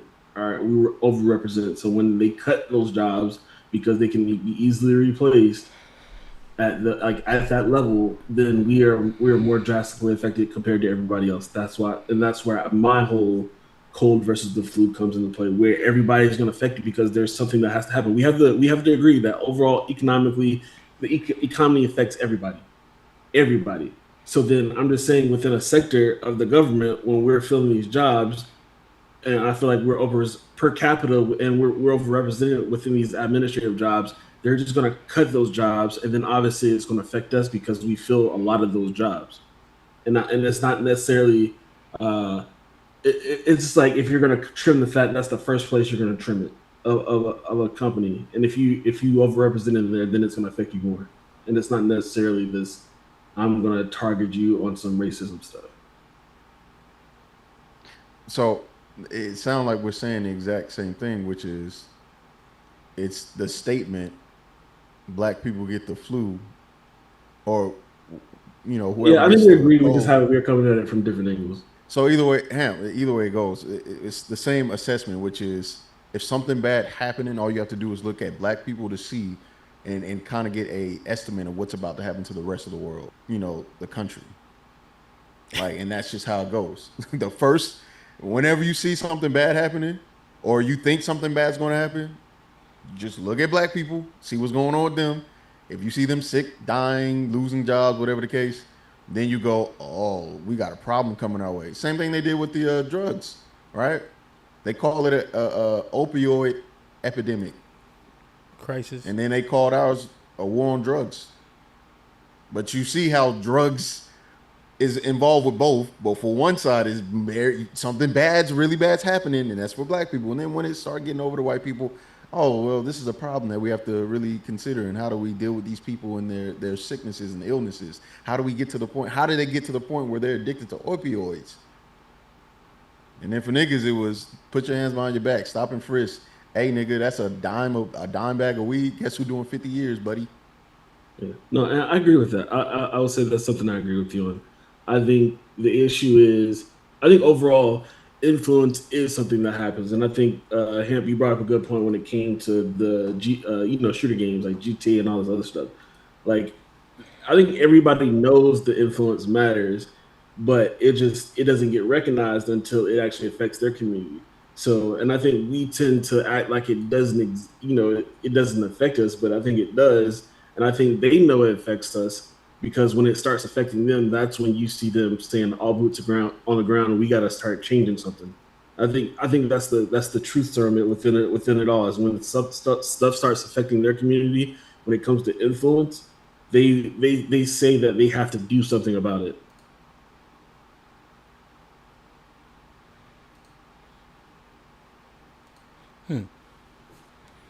Sure. Hold on. All right, let me just. Okay, upwards of 90% of Americans work for someone else, right? So even the entrepreneurship trope is a little bit overstated, right? You want to get a job that has the most security.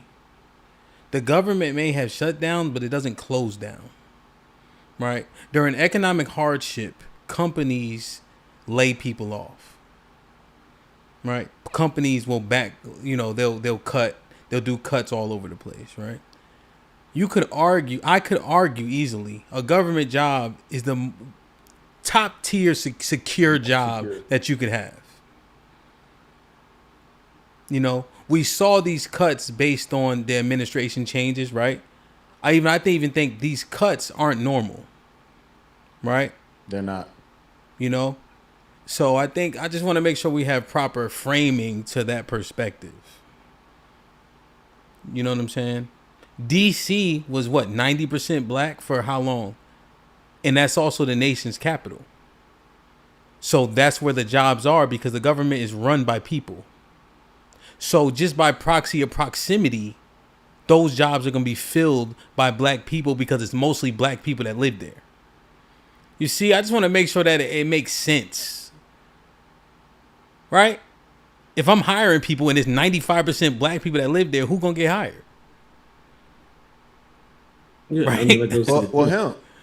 HAMP, that's not necessarily the case either, right? Because a lot of as somebody as former military, your security clearance plays a big part too, right? Like, I had top secret security clearance because of the job that I did.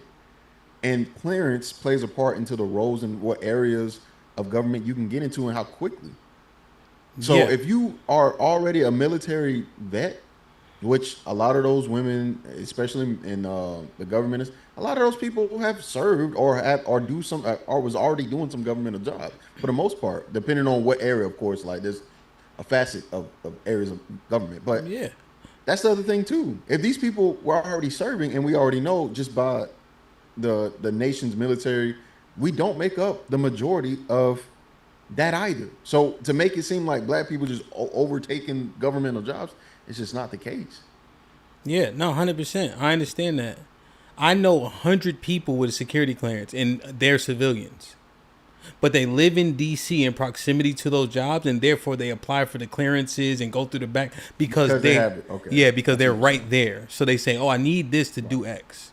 You know? Another thing, I used to be a certified business entity, right, for D.C., for my moving company that I had in D.C., because that's the only way you can apply for government jobs, government contracts too. You know? So there's movers, there's so many people working through that, you know? I moved the FBI because of that contract, you know? So I just want to make sure we kind of contextualize it. But I catch your drift. You are correct, you know? But our proximity is what you need for opportunity, right? That's why luck don't exist. Yeah. It's preparedness and opportunity put together, you know? Damn. So, Devin, what were you saying about the music? Expound on that one more time. Yeah, no, I think it's more of like a ritualized thing, and I think it's not a black and white. Like, if you believe in it, you're gonna, not gonna do it, or you are gonna do it. I think it's more the propensity of ritualizing it and chanting it over and over again. The thing that it's acceptable that you're gonna do it. So when it came to like you said, vice versa, with Pastor Troy, and then the Bone Crushers, like stuff like that, listening for a video, like for a football game, you become like, it gave you that edge, that push that to go over. So it's like, if you're in that environment and you don't see another way to do it, and you're just hearing this being elevated within your area, and you see it, you're more likely to do it or find it acceptable. And I think it becomes more of an just a overall vibrations thing. Like, you're going to be able to vibe and start connecting with people who actually do it because you're ritualizing in your head.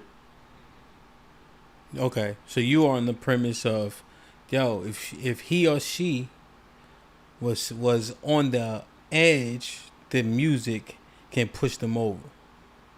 Yeah, and I would say I think there's just and like I said, we both play football. I think that that edge is definitely like, all right, I'm playing the game, but you listen to certain music gives you that little extra, or that little bit more aggressiveness, before you go out there, get you in that state of mind it prepares you, puts you in that state of mind to actually execute and do what you want, like what you're trying to do out there. But the thing that bothers me with that statement is, you listening to Bone Crusher one way or another didn't say, now I'm going to play football. You were already in the process of doing that thing. Like, Yeah, for example, what is it? HAMP, I think, in Kendrick Lamar, Mad City, they listening to Jeezy getting ready to go rob somebody. But they was going to rob somebody regardless if they had Jeezy or not. but Like, at the same time, there also when you think about robbing or whatever, maybe it's like, all right, we're not gonna kill nobody, but we're just gonna rob it. But then it's like, all right, I've meditated on this now that I'm just like I'm more likely to go pull the trigger. And then when it comes back to sports, it's like, all right, I'm out there playing the game, but at the same time, I was like, there's different mindsets. I've been out there on the football field where I'm just like, I'm playing the game, but then there's another mindset where I don't like you and I'm about to put your face in the ground and I'm gonna like do some extra stuff like shove your head in the dirt and spush it before I get up type stuff. Like yeah, it's a but whole different so mindset. I understand. I understand what you're saying, but Ndamukong Suh was going to do that, whether or not he had, um, I got a pocket for the sunshine plan, or fuck that trick. Like it don't matter. That's Ndamukong Suh. Same thing with Vontez Buford, the linebacker. Some of these people just they are who they are. They don't need any additional. And for you to say that them picking the soundtrack to their life is the reason why their life is the way it is, just doesn't make any sense. Yeah, no, and I think that's a black and white example that you said, which I would say that's not the example that I'm trying to lean on.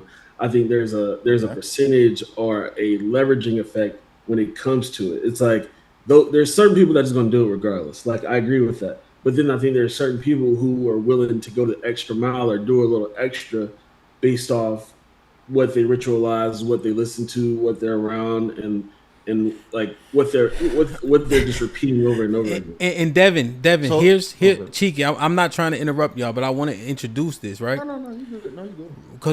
Because when Rel and I were talking, the victim-minded are feeble-minded, and if that's the majority, does that lend to Devin's point? But Cheeky disagrees. Devin, do you agree that most black people have a feeble mindset? Yeah, I think most people in general. Yeah. All right, I'll stick with it. Yeah, I think black people there's a lot. There's always gonna be more followers than leaders. So I think based off that premise, yes, there's gonna be more black people who are more influential to the music and the things that they see around them, and like what they listen to. Damn. Do you? So. Go ahead, Cheek. I don't agree that black people have a feeble mindset. That to me, I'll look it up, all right? Because maybe my interpretation of feeble mindset is just not what we're saying. Yeah, I could. All There right, may so be. feeble mindset. Go ahead. A feeble mindset is described as a lack of mental toughness or resolve. It means a person avoids hard challenges, gives up easily when things get tough, or struggle to make solid choices. This is the opposite of a strong, confident, and growth-oriented mind. People with mindset often feel helpless or overwhelmed. Historically, the term feeble-minded was used as a medical label for people with low intelligence. Today, experts know that the brain is a muscle that can be trained. The way you think is never set in stone.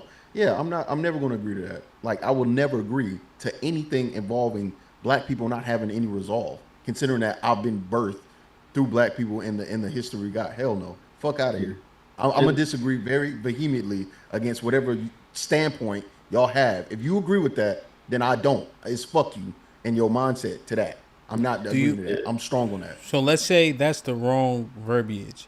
It's the mindset to Okay, be. then let's switch it. Yeah, let's change Yeah, it. yeah. So it's the mindset to be easily influenced, to go with the flow, to let things happen to you. No, and I disagree with that too.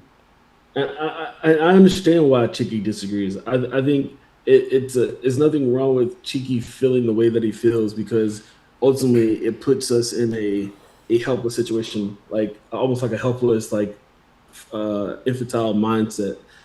I think, but again, I don't think it just applies to black people in general. I think it's like an overarching thing, and I think overarching, most people in the world are very persuaded to think certain ways or do certain things, and what's represented in what based off what they listen to and what they repeat. And I think again, like I said before, with other cases, they don't care. They know it's an issue, but they didn't care until it affected their own communities. And I think I think that's the key sign that it's actually a something that we should be looking out for, or it has some significance, because of the fact that they're willing to be racist and allow it to happen within our communities, or even enforce it or put it in our communities. But then once it happens to them, they actually have a visceral reaction of wanting and needing to stop it. And you're saying that we don't stop it? I think a lot of stuff that we've listened to is going on the Kanye West tip, is a lot of stuff we don't even own to be able to stop it. It's always like, all right, we're gonna distribute this, or we're not gonna distribute that. So then us as people don't even have an overarching input or ability or stopgap to stop it from happening. It's like, this is where I can make money from it. I don't care how it affects your community. And it's in any type of prominent figure within our community doesn't have a way to stop it or get our hands on it before it pushes out to our communities. Okay, but you said most people have that disposition, right? But we're trying to make a differentiation, right? That's why I play different music, that the genres that kind of are for different racial groups for the most part. And so, do you think specifically black people are more susceptible to being influenced by their music and entertainment? Yeah. I think our music is further on the spectrum of just go straight out, kill somebody or rob somebody or drugs or whatever, as an overarching premise to a lot of the music, especially when it comes to drill music. Then so the question would then be, is there an equal representation of drill music within other communities? Because we would say drill music is like the pinnacle of bad behavior.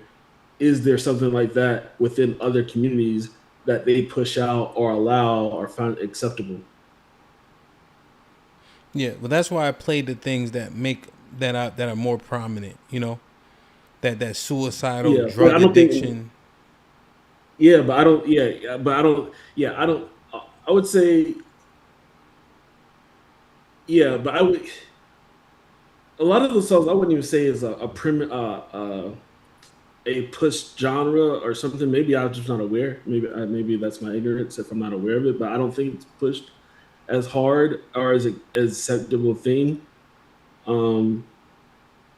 But I think I think drill was pushed, promoted, and I don't think there's anything equal to drill music in any other demographic. You won't find many drill. You won't find a single I got a question. Drill. Okay, I just want to say this. You won't find a single drill song bigger than Stan. Not one. You'd be hard pressed to find a bigger, the Eminem song. You won't, right? You just won't.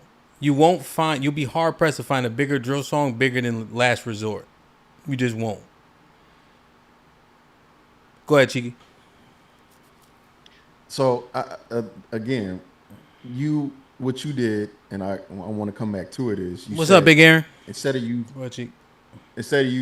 murder and violence as the measurement, let's start using simping and scamming. But my question then becomes, who's disproportionately represented, or not disproportionately, but who represents the most white collar work? Scamming.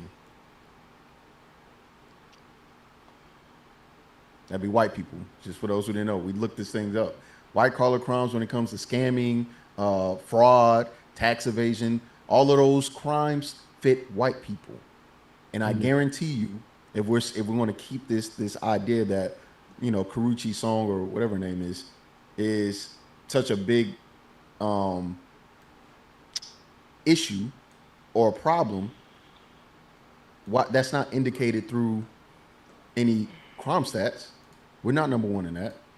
We don't. Most black people aren't credit card scammers, right? Even though she's speaking to criminal underworld behavior, which again we try to separate that from murder, which that's fine, but those are criminals. And we just had a conversation about let's deal with criminals and criminality. Most black people and most people who listen to that music are not scammers. Most women, when we looked this up, remember, because we did look it up, the average body count for the man is 8, and the average body count for the woman was 6. Yeah. So most women are whores. So at what indicator are you using to verify or to even declare that the music that black people make in particular has any substantial result in our behavior or anyone's behavior at that?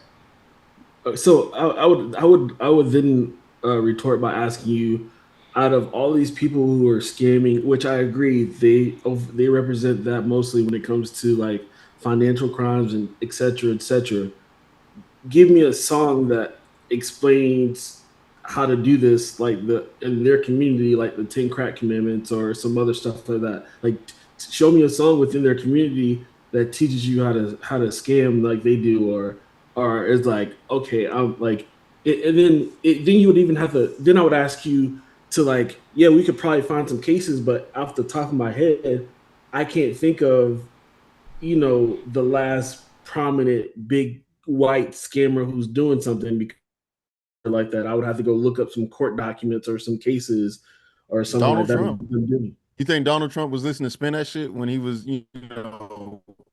getting billions of dollars richer and doing what he's doing with his family, adjusting the stock market, stuff like that? You think he was listening to spin that shit? I mean, but again, he's not it's not first you would have to give a strict thing of what particular crimes he was committing, and then okay, well, how about hold on as a 2-element thing. Go ahead. What would be you would have to give me to substantiate that charge you're putting on him? The first element would be, what would be the actual crimes and things that you're committing that was actually against the law? You would have to lay that out, and then 2, you would then also have to say how is he promoting that? And I would even give you a leverage in saying, as far as the promotion part, that if you even pay attention and you understand the stock market, a lot of normal people could have just followed Donald Trump and knew when those things to the stock market were about to happen if you just had common sense with it. Okay, so what I'm saying is, on January 6th, if they were listening to, I don't know, Ante Up, you think that if they changed the song to something different, that they would have stormed the Capitol or would not have stormed the Capitol, right? You think their soundtrack was going crazy? What do you think they was playing when they was kicking in doors and rioting and whatnot on January 6th? I think that's disingenuous when we already have facts that people within the government, within the administration, knew that they needed extra security and it was denied. 2, that this whole like influencing to storm the Capitol when lawsuits have already been settled and people lost their jobs because they've lied with the propaganda on what actually happened, what was actually said. Like that was in the court of law that he did not say or influence or force people to do that, and there's paper evidence that he tried to stop it or get extra security from anything like that ever happening. Right. So I don't understand. What do you think their soundtrack was when they were doing those things? You think there was listening to black music? That's the thing. There wasn't. The thing is, there's no soundtrack because that never happened on his side to influence or try to get people to do X, Y, and Z. It's not getting people to do, but you think those people would have changed their behavior had they been listening to, it's like rain on a cloudy day. It's like what is it that music is doing that people? This is what I think. If they were listening to some drill, some like vice versa before they decide to storm the Capitol, I think it would have been more violent, and I think they would have had more people doing during the whole situation. Okay, that's all I needed to hear. I was trying to see how. So you think the soundtrack? Like instead of like just sitting around and putting your feet on the desk, you'd be more. What do you think Navy SEALs listen to before they go on a mission? Like these things are going to happen. My point is this: it doesn't matter the soundtrack. It doesn't have any real influence. If it's going to happen, it's going to happen because people already have their intent, right? And if whatever selection of music, if they're listening to Bach before they do some illegal shit, Bach didn't save them from doing that. Hey, you might, I don't know, maybe Bach was, that's what serial killers like to do. This You see what I'm saying? Like now if somebody's playing, watch your mouth. Like imagine Big Aaron. You think that Big Aaron going to the sports car event is going to be driving slow because he listened to Bach or the music? Come on, man! Like we got to stop. We have to stop acting as if music is just this demonic influence that possesses people to do evil things when that's just not the case. There is no indicator of that. Most criminals or most of our society is not full of criminals, and we know there is plenty of music from the 90s to now, from the very beginning of time, that has always had dark elements or even criminal elements, but most people don't follow it because that's not most people's behavior, circumstance, or anything that leads them to do that. Can we please stop acting like black people, just generally speaking, are these unique set of group of people that are just inherently evil because of the music they make? When we know good and well, the only way that black music can become popular is if majority of the population is listening to it anyway. So if that's the case, now we got to extrapolate rap music to white people.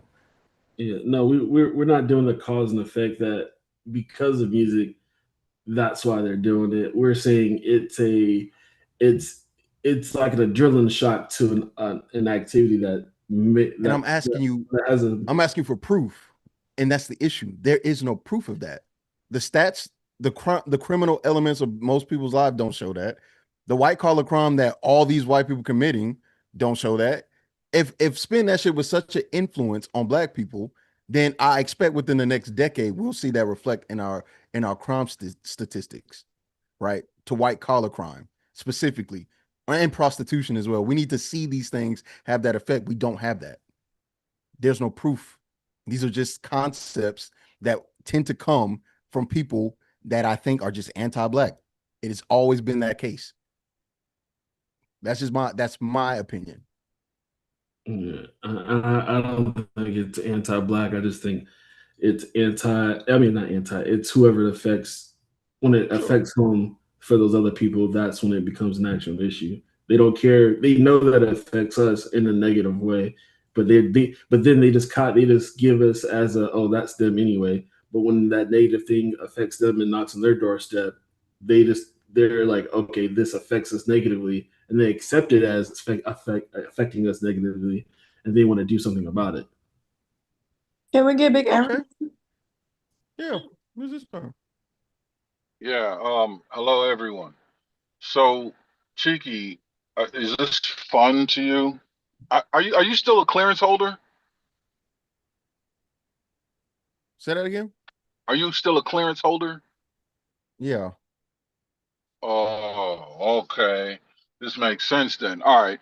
All right. So, Devin, why are you going easy on these folks, man? You know what I mean? Like, just tell them the real. Psyops is a real thing. Yeah, and like it is. You know, like, okay, let's do it this way. Is there such thing as baby maker music? Yeah. Sure, of course, right? What does baby maker music do? It puts you in a mood to go engage in amorous congress, practice having babies. Yeah. Right? You don't go. So listen, kids all the time listen to their favorite whatever before football games. So do we not think that if you can use music as like a modifier or an enhancement in the moment, that if you saturate your life with a specific type of music, it's not going to influence, even in a subtle way, the way you move or the way you view the world? Is it going to be a direct, are you going to fall into some hypnotic trance where you're running around with spirals in your eyes, chanting the song you just got done listening to, shooting up the place, you don't know what you're doing, you wake up, what happened? No, that's not what we're saying. But to think that music, anything that you ingest, it affects your body, your mind, the way you think, right? To include information, to include language, sound, music, these things, rhythms, these things affect the psyche. These things do carry energy. And I'm not talking about that hocus pocus energy. I'm talking about very scientific, physics related energy. right? They did a study playing the same song at 432 megahertz versus 440 megahertz, and they have a profoundly different effect on brain waves. Like they plug in the shit to your brain, the electrodes, and they study brain waves, specifically, I think it's T waves or something like that. And there was a profound effect. Same damn song played in two different keys, essentially. So to think that we're not going to be influenced, especially if you saturate your life with a specific kind of music, to think that it's not going to influence you, I think it's insane. Aaron, I think the argument is that the people who are about to have sex turn on baby making music, right? The people that are in that modus operandi turn on the music to do something they're going to do anyway. It just helps intensify the moment or the feeling. I think what's being argued is, does baby making music have an effect on somebody who playing Call of Duty? Yeah, so you know what it does? You're a DJ, right? Yeah. What do you do at the end of the night? You slow it down on purpose, right? People aren't going to the club to be slowed down. You're deliberately slowing it down because the lights is getting ready to come on, and the bouncers need an easy time getting these jokers up out of here, and people need to start getting up. They don't even know what time it is. They don't care. They're drunk. But you got to somehow tell them, hey, folks, it's time to start. Last call for these phone numbers. Next stop is parking lot pimping, but you about to get up out of here. And what do? You slow it down. You more than anyone know how to control the crowd using music. They didn't come to specifically dance or to, you know what I mean? Like you determine the trajectory of the night for these people. They did though. Like, so here's the thing about the slowdown. Here's the thing about the slowdown. Everybody know it's coming, including the people partying. Like, people literally are waiting for that moment to make their move. They're waiting for it, but they're not actively intending to do it. In fact, they would. They want us to. People start. Oh man, damn, club's over. If you gave them the option, they would absolutely stay for another hour. It's not like making the decision to go make babies or making a decision to go rob a bank. They're not making a decision. It's time to leave the club, folks. No, you have to do something to influence them and to make it to lubricate the process of getting them up out of there, because they know their own devices, they're gonna stay. Aaron, they know the club closed at 3 because it always closed at 3 every Saturday. No, we're talking about intention, not awareness. No, you're talking about what they want, but they have a want, but they also know what's gonna happen. They know. See, here's the thing: people know the sequence of music, right? At 12 a.m. on New Year's, I don't play slow music, right? People know what should be happening. People actually know the sequential events in a DJ set, right? Here's what happens. When you hear the slow music, people are now galvanized to go get the number or go find the chick that they was looking at. People are in agreement. Precisely. Yeah, exactly. I know, but I'm saying that your logic. What I'm saying is, you said that people, when they listen to baby maker music, it's because they're intending to go do something to make they make a decision preemptively.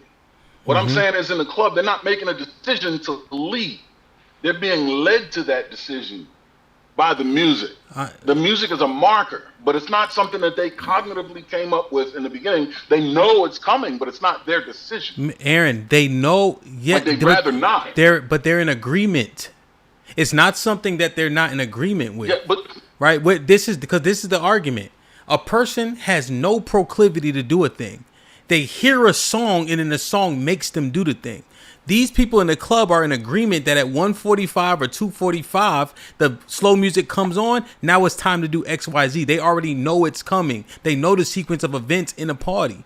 We're saying this person walking by the club. Hold on. This person's walking by the club, going to the corner store, hears baby making music, and then runs in the club or goes trying to make a baby. See, that's what's being argued. A person who has no proclivity, the music now makes them do a thing. No, yeah. See, you didn't catch the part where I said, no, I'm not saying that people walk around like zombies under some kind of hypnotic trance just because they heard a song. That's not what I'm saying. I'm talking about a long-term or gradual effect that music can have on you if you saturate your life with a particular type of music, especially if you use music as an enhancement to something. Even though you already decided to do it, you're using music to make you do it better. We agree with the enhancement aspect. We're talking about people listening to drill music, going out and shooting shit. right? That never done it. That's not their lifestyle, right? So he come from Mayberry and gets oversaturated with drill music. Now he becomes a shooter. No, he becomes desensitized. We're saying We're saying he has the activity. Do you understand how desensitization works? Yes. Yeah. So he don't. So desensitization plus exposure equals what? A higher probability that you'll do a thing. If you're extremely sensitive to a thing, and exposure is what? A lower probability that you'll do a thing than if you're desensitized and exposed. Yeah. Yeah. So where's the exposure part lie? Just so I'm clear. How pivotal? How pivotal is the exposure aspect? Extremely. Okay, so you're saying the minority of people who get desensitized by the music and then are exposed to it will do. Yeah, it's not you, Aaron. It's not you, Aaron. Oh, okay. Yeah, can you hear me? Yep. Yes. Yeah, so I was simply saying, if you have 15,000 black people involved in this violence, and just under 50% of black people live in cities, and they're exposed to this music, how does that substantiate your point? If it's an extreme minority of people exuding the behavior, although they're exposed to the behavior and the music. Are you asking me why is it an extreme minority of the people that are exposed to the music and the behavior that are the ones that are actually committing the crime? Yes, sir, because what should happen is, since they're exposed to the behavior and the music, you would have a more of a percentage exhibiting the behavior. Yeah, because, easy. Because I said there's a higher probability, which means there's no absolute, number one. Number two, right? I'm going back to what I said before. I'm not suggesting that people are walking around listening to music and then turning into zombies that are incapable of exacting some sort of self-control. That's not what I'm saying. Okay. I'm speaking to influence and probability. Is if you took the same individual in the same environment and they listened to, I don't know, Steely Dan all their life, right? Okay. There's going to be a lower probability that they'll get into some gangster shit than someone that listened to, I don't know, the name, whoever's today. Don't ask me. I'm from the 90s, so you know what I mean? Yeah. I hold on, let me finish arguing. I'm just saying, there's not. I can't accept that there's absolute zero influence. No, I got That's you. That's not how it works. I got you. I'm just thinking the exposure based on being exposed to the behavior based on music would then have a greater yield than less than 1%. Being exposed to the music based on exposure? No, the exposure to the environment, to the actual activity of people actually getting shot and killed, times the music influence, right? I would think that then it would be more people exhibiting the behavior that they're seeing and hearing in the music. Instead, it's less than 1% of black people. So when we're making the case, I understand that music can have influence. We're trying to understand, does it influence people who didn't want to exude that behavior in the first place? And when we look at the numbers, I'm trying to Go ahead, Aaron. Go ahead. No, I want to ask a question. I know, but you don't. Do you even understand my full? No, go ahead. Go ahead. I'm trying to get the context so I understand the rest of what you're saying. But go ahead and finish. Yeah. No, I'm saying that, right? So it's 46 million black people, right? A little bit less than half live in the cities. They're exposed to the behavior and the music, right? But then when we look at the amount of people who are arrested for the violence, and i.e. with the drill music, it's less than 1% of black people, right? And so I'm simply asking, if it was exposure times the influence of the music, wouldn't it be a larger number? No, there's no. What evidence? What you would need a baseline. That's my point. There's no way to quantify that. Exactly. I think I can clear. But that doesn't mean that music doesn't have an influence. I mean, there's studies that proven that it has. Yeah. No, Aaron, I got you. But influence somebody to do.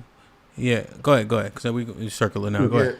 Aaron, we're not disagreeing. We're not disagreeing. I'm trying to clarify the point. We're not disagreeing that music has an influence, but the influence on said action to people who are in a bad environment is negligible.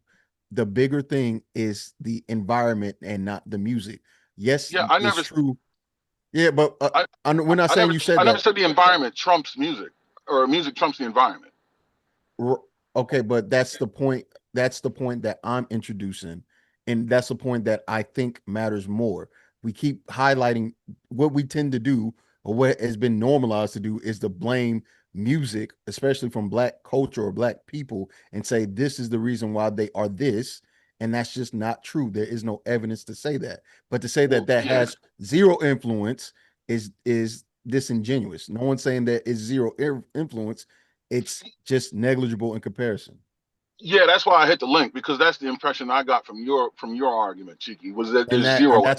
and that's why I had to clarify it. I'm not being disingenuous to say that music has absolutely no influence, but I'm saying it's Oh, negligible. you agree it does? Yes, of course Okay, it's going to have then influence, but I think the influence is negligible in comparison to other aspects that matter. Absolutely. compared to other aspects, sure. Negligible in and of itself, though, that's look, man. You the one with the clearance, so I'm not cracking them doors. No. I don't have active clearance. You know I don't what have it is. active clearance now. Yo, Just to here's the clarify, I don't thing. have active That's why I asked you. This the thing, right?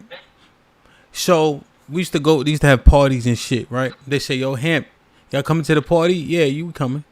Yo, can y'all not get into no fights or nothing? I'm like, why you asking me? He like, cause you listen to me. Shout out to Shanae, cause she know my friends is likely not that they don't give a fuck, right? And some reason when Jada Kiss by your side come on, we start fighting, but it's the same niggas that was gonna fight anyway. That's the point. That's the point though. Y'all that gonna fight. Regardless, Y'all it was going. Jada Kiss didn't come on. Probably. But that's what I'm saying. We probably was gonna fight anyway. And then I'll be by your side. I love you too much to lose you. Niggas getting shaken. That's what it was. You see? But we was gonna fight anyway. That's why she came to me before the party. Let me call Shanae. A week before the party. Hey, Hamp, cause we used to get it popping, but it used to always go down. She came to me a week before the party. Hamp, can you please tell everybody to chill? I said, man, I don't know. And then that Jada come on. I don't believe, right, and then that Jada came on. I don't believe that y'all niggas would have broke out into a melee if they played Frankie Beverly all day long. I doubt it. Fighting and y'all were the niggas that the problem. That's what I'm trying to tell you, Aaron. She knew to come. That's what I'm telling you, Aaron. She already have that conversation a week before the party. But you made the conscious decision to play that song. I was in the club. I wasn't DJing at that time. I was young. Okay. Do you understand that I'm not saying music flips people into being who they're not? But that's what we're arguing, my heart. It's a trick. Aaron, that's what we are arguing. Well then, hey, guess what? I fucking agree. I just agree. Why are you arguing with me? All I'm saying is music to a degree has an influence, and I think it's something worth looking at. I'm not saying that there's zero influence, which is what I gathered from Cheeky's initial statement or initial argument. He has since clarified it, but with that being said, why continue to argue? Yeah. No, I think the biggest issue is that I'm even seeing in the chatter, people are just like, oh, it's not this, it's something else, it's something else. But that's the issue, is we're always blaming it on something else rather than just knocking it all out as what is the bad influences. If it's bad, then it's bad, and you should eliminate it. And then you're just chipping at the block of things that can influence you to do negative stuff. And there's a study that I found. I'm gonna drop it in the chat, but it pretty much was saying that a study found in 2024, a study found that violent lyrics consistently increased hostile thoughts and negative emotions, but those feelings did not always turn into aggressive behavior. The behavior effect was stronger when there was aggressive triggers and a clear opportunity to act aggressively. So it's like yeah, it's the environment. We agree with that, but it just ultimately sets you over the edge. And I think back to your argument of like, okay, not everybody does this or are violent or going to react off of it. But I think I stand in the argument whereas yes, there's a set number, but I would believe based off evidence that the number would decrease if said things did not exist. It wouldn't be one of those added factors onto why bad things are happening or why they choose to act that way. Like take that off and let's decrease it and not making it an acceptable thing because we find it as a minute number uh, compared to the overall populace. Let's just take it away. Devin, do you think that Last Resort exacerbated suicide for white men? I don't know. Based on what you just read. I don't know the song. Cut my life into pieces. Yes, you do. You know the Papa Roach song. Okay, yeah. No, I didn't. I just don't know the title of it. Based on what you just read. Maybe, yeah. What you think? Based on what you just read, right?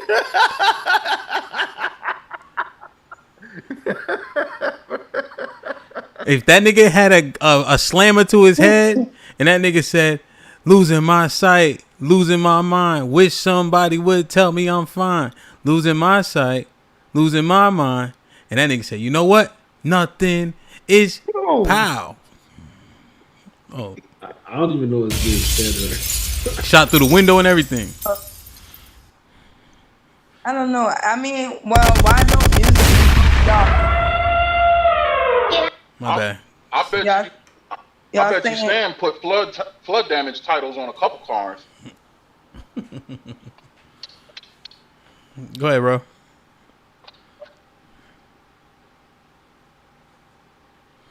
I'm saying, like, why doesn't the music influence y'all? Y'all don't listen to gangster rap?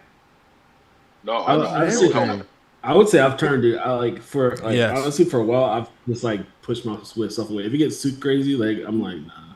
It's all. I can't. Like, I'm from New Orleans, and we have a big bounce culture. So I've been listening to bounce music since I was a little girl, like very vulgar music. It just does not have any merit on my character at all. So I think the argument is not for you, but there could possibly be somebody who doesn't have as strong of as resilient as you, who that would be the. So it would have to be a mindset on those people, not the music. That's what I'm saying. It's the mindset of the people. I think way more of us listen to King Von, and out of all the people that listen to King Von say, if the pigs start squeaking, we gonna start frying bacon. In this bar, he's saying, if the police is acting up, we're gonna start killing police officers. After he dropped that song, no, police officer killings did not go up at all.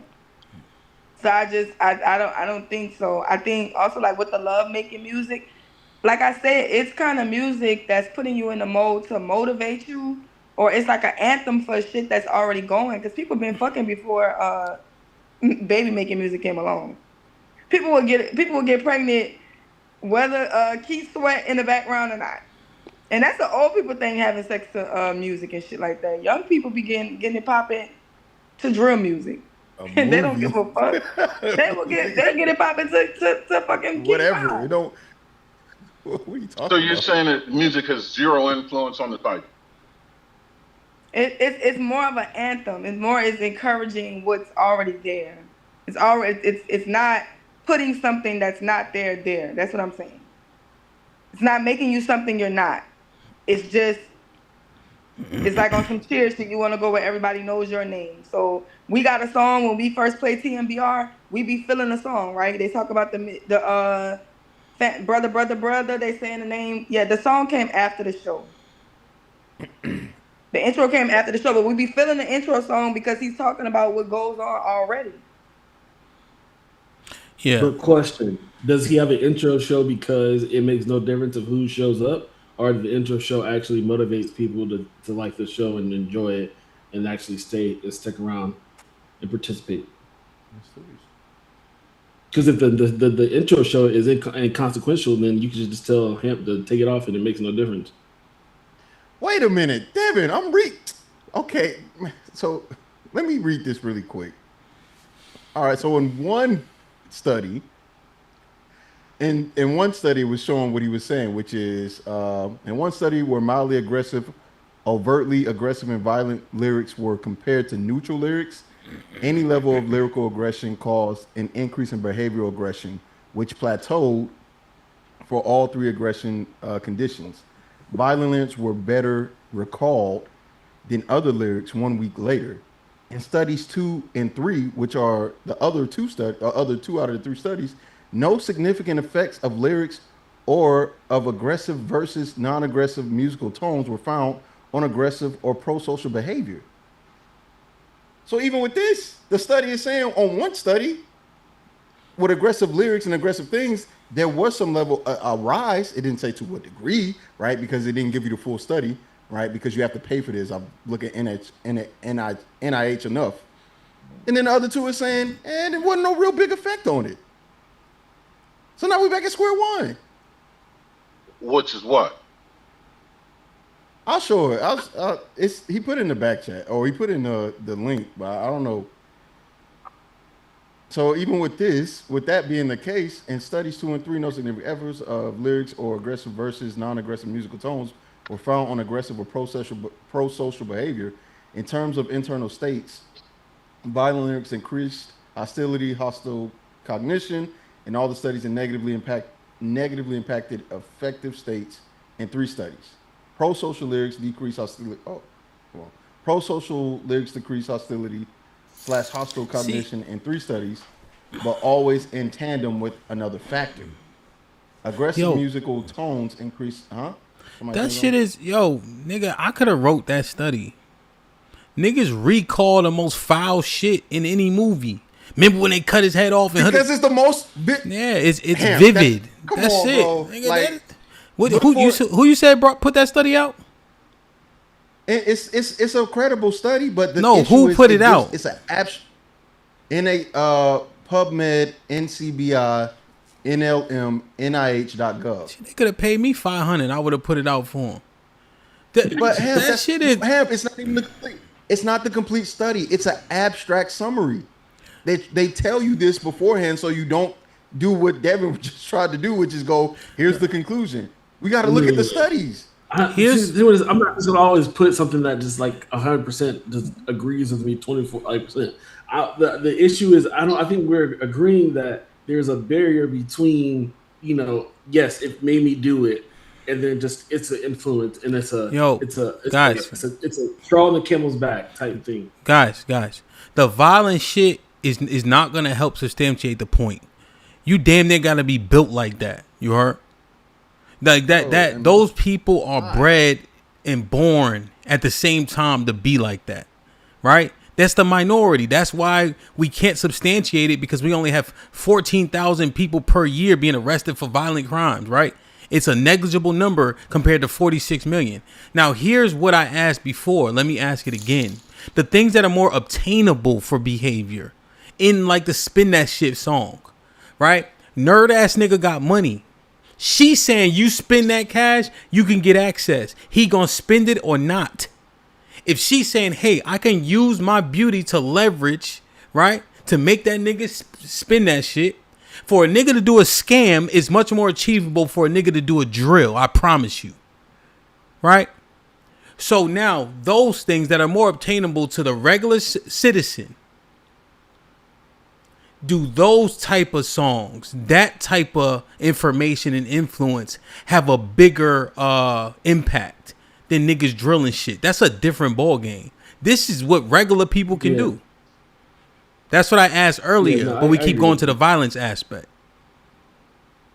Go ahead. Yeah. I'm listening now. Yeah, sure. Why not? And then to everybody's point, I think it's just I think it's just one of those things where it adds on. It's not. I think it's a confirmation to a already stated or known bias. I think that's what really all it is. It's just an added confirmation to a bias. I would say the same.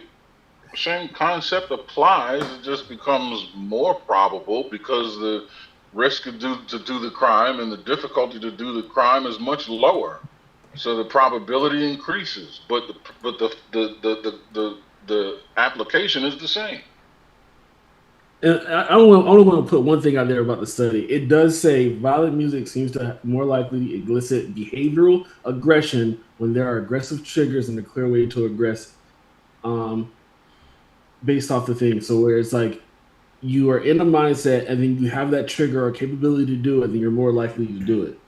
Like, yeah. So let's You're stop. not reading the whole thing. Look, I just I put it in the whole thing. The thing is, overall. I'm gonna read it. I'm gonna read the conclusion because it's the last. It's the last. It is the last two sentences of the study. Overall, violent lyrics consistently elicit hostility or hostile cognition and negative effect, but these did not always translate to aggressive behavior. Violent music seems more likely to elicit behavioral aggression when there are aggressive triggers and a clear way to aggress. Implications are discussed. That's the point of the whole thing. That's what me and Hemp have been saying. The issue is you're putting it as in I'm saying a black and white point, yes or no. This whole car argument, we've already said that it's not a black and white yes or no thing. And because somebody says it doesn't always, doesn't mean that it doesn't do it sometimes. And that's the argument we're having, that it sometimes increases the aggression or the propensity to do something. Devin, watch this. Devin, watch when we watch this back, because we've done this before. We'll watch it back. You put this study in there as a appeal to authority to say, hey, look, this study is supporting the idea of what's being said. That's why you put it back there. I read it and goes, hey, this study is actually showing it's a little less, it's inconclusive at best. And if anything, what me and Hemp have been saying, which is music is negligible to the overall behavior of somebody because the environment impacts it more. And I would continue that statement to say music that comes from that environment is more likely to be negative or aggressive because the environment itself is that way, which is why you have old school hip hop artists from the 80s and 90s going, talking about what it means to be in the ghettos. Or like Chicago said, 110th Street, or like Fantastic said when he said yesterday, the only thing I knew about Chicago was 110th Street. But guess what the song was talking about? The disproportionate living of what it means to be black in the ghettos during that time frame. So how about this? If you give us good environments to where we are able to explore maybe, music or explore good and positive things, maybe the music will be more positive. Yeah, the thing is, you're trying to throw in a truth statement that everybody can agree with, but at the same time, it doesn't actually affect the actual thing. It's like you keep saying it's like this is other factors more important, so let's just forget the other one. But the argument is that one does have an effect, positive or negative. That's the argument. I think you just want to switch it to where, we just need to worry about this other thing, the environment. Yes, but at the same time, it's like my argument would be, even if you fix the environment, the music or whatever people are playing within their area, even if the environment's better, still can have a negative or positive effect in the situation, because that's what I'm saying. That still is a factor. You're trying to say it's not a factor at all. My argument is that is not it. That is not what I said. Okay, Chicky, what you doing in the Air Force? Listen what I'm saying. What I'm saying is you're just trying to say it doesn't matter at all, and that's what I'm saying. The study has found evidence that it could have an effect. That is the argument. Yes, in a bad environment, my argument is the bad environment is a bad thing, yes.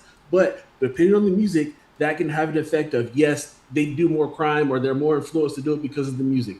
If they switch the environment, yes, there'll be another situation, but my argument is still going to say because of the music or the things that they ritualize and the things they listen to can still have a negative effect of saying they can have more. And maybe not the same, maybe the number isn't the same, but within their environment, that is still a factor that affects the people that are around them.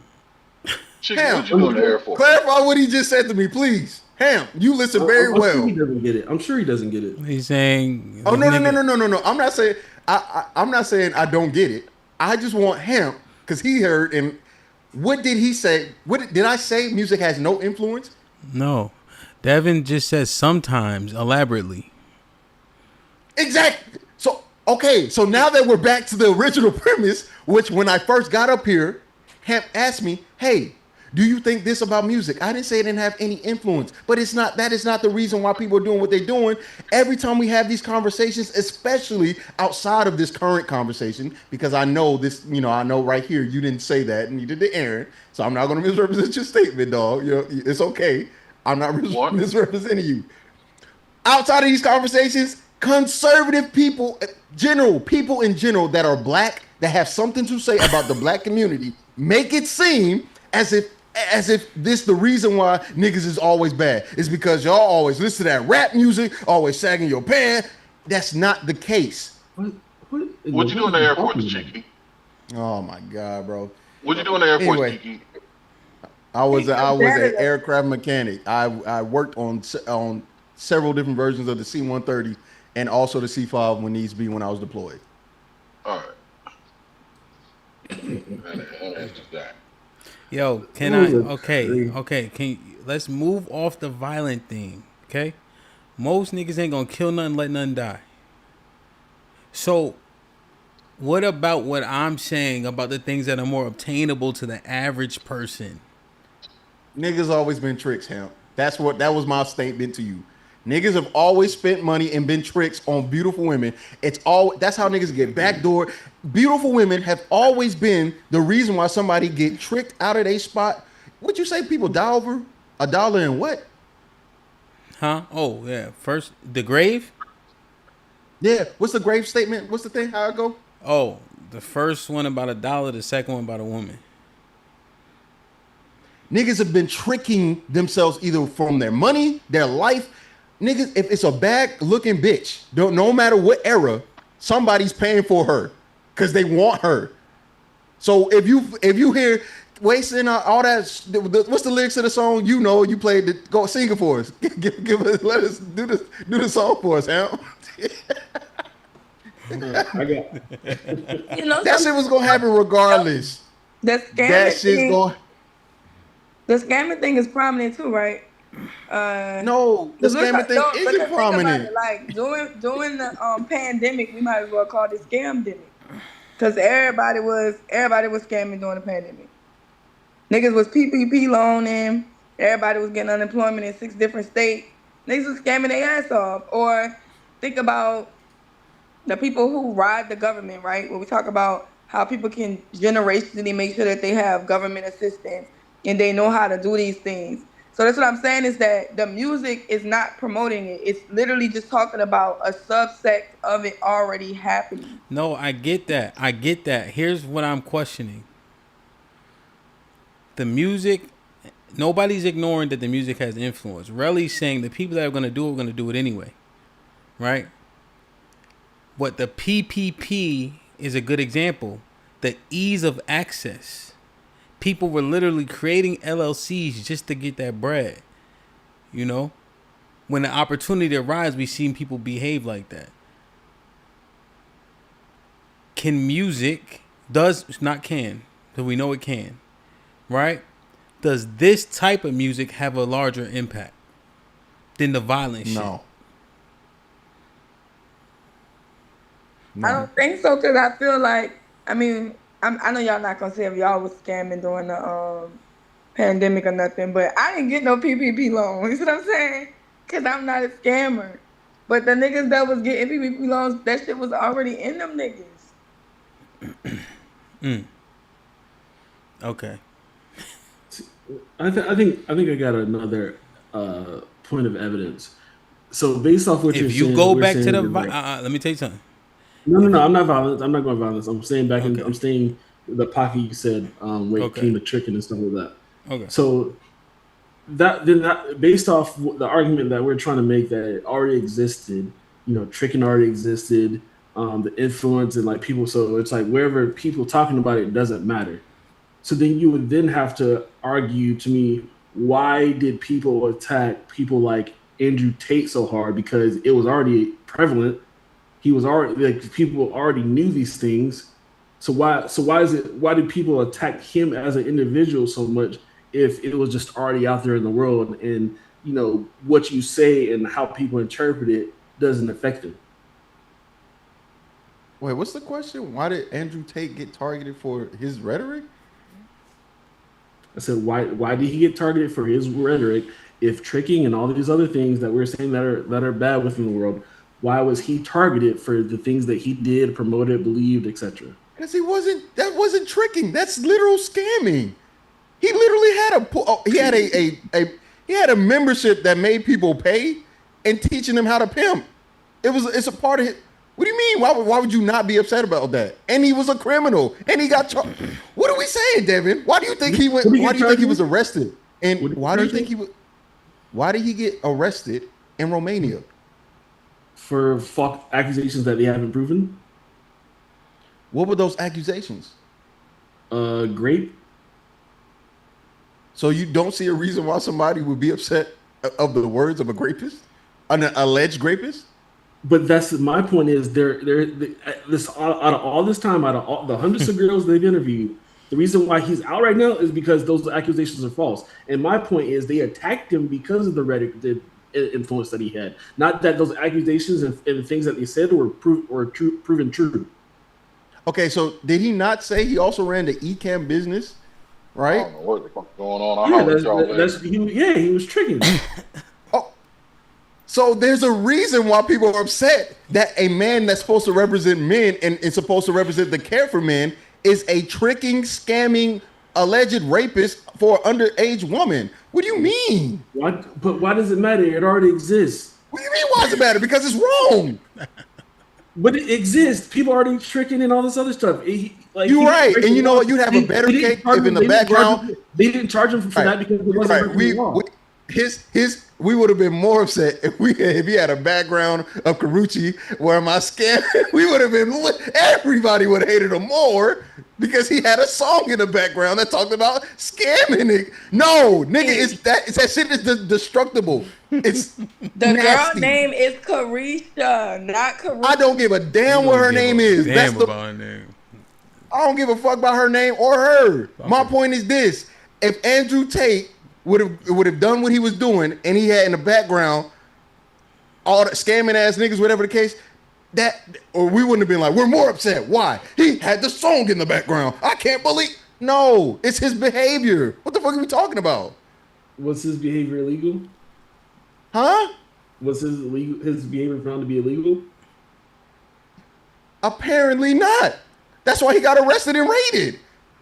Okay, but then why did they target him? Because ultimately they just didn't like what he was doing because they had a bad influence on the population. The team with Netflix even made a documentary about these. What is it? These I don't know how to describe these the men that they're kind of. I don't know how this has anything to do with because music. We're talking about influence. Like we're just talking about influence. People putting stuff out in the world and the influence of the population, and then we have evidence of people trying to go after them because they don't like what they're saying because they believe what they're doing has a negative influence. That is not what we're talking about. What Hamp's question is, Hamp's question is, hey, if she is making music that is more influential or more attainable to do, like scamming or tricking on people, is that an issue? Right? We moved it from murder because we already acknowledged most people do not have the mindset, aggression, or psychological fortitude to actually commit murder. So now we moved on to things like white collar crime, which would be scamming, which would be what else? Scamming, and that's pretty much it. Tricking is not illegal. And that's the point that I'm making is most niggas trick. Hell, we seen these niggas fold to the women that they talk shit about. What are we talking about? None of these niggas are who they say they are. And every time we see that, every time there is something that happens, there's something to prove it. That music, that song didn't have to come out for these niggas to fold under women they talk shit about. And trick for it. I'm sure with trick for it. I see what he's saying. And then for Andrew Tate, the eCam business, I mean, he didn't have to come out and talk about the things he did for the eCam business to continue to do what he did, but they still saw him as a threat. He didn't make a whole song about it, Devin. Maybe that was the issue. Maybe it would have been a bigger deal if Andrew Tate Records came out and was like, first you gotta get a Bugatti, then you gotta take their passport, then you gotta wreck. then maybe there would have been more issues. But because he didn't drop a song, I guess I don't know what your point is with this. This nigga was not liked because his rhetoric was so bizarre and the things he were doing were illegal. Allegedly, my point is people understand that there's an effect of what you put out into the world and how it affects people, and if they find it negative and then a negative effect in their population, their agenda, what they're trying to do, what they believe, then they are going to stop you from doing it. That's my point. So when it comes to the song, what I'm saying is like, yes, it still exists, but it still amplifies, glorifies. People find it more acceptable. Like the PPP loans of it's easily accessible to do X, Y bad things, X, Y, Z bad things. How many people got a PPP loan? I just brought it up because that's what HAMP said. Don't okay, well, look. All right, so the total amount of people that got a PPP loan is 11.5 million. Okay, what's your point? Damn. But the thing is, then the argument within this context would be people learned about it based off whatever evidence or promotion of it, of how to do it, because it became prevalent.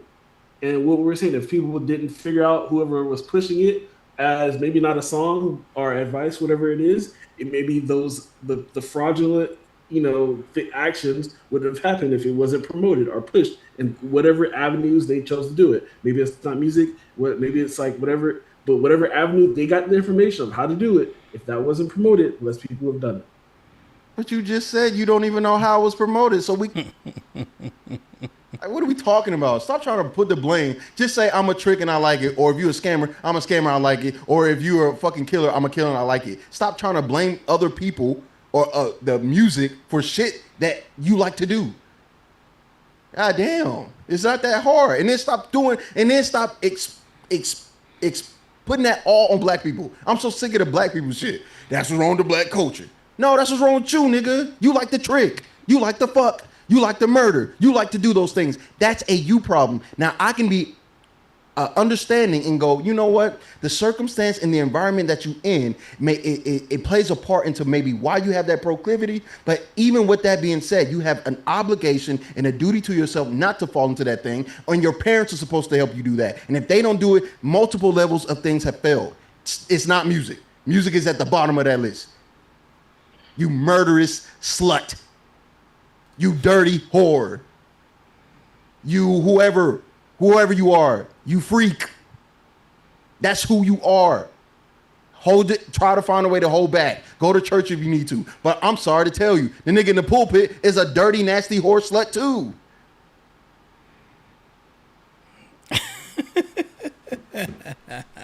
What are we talking about?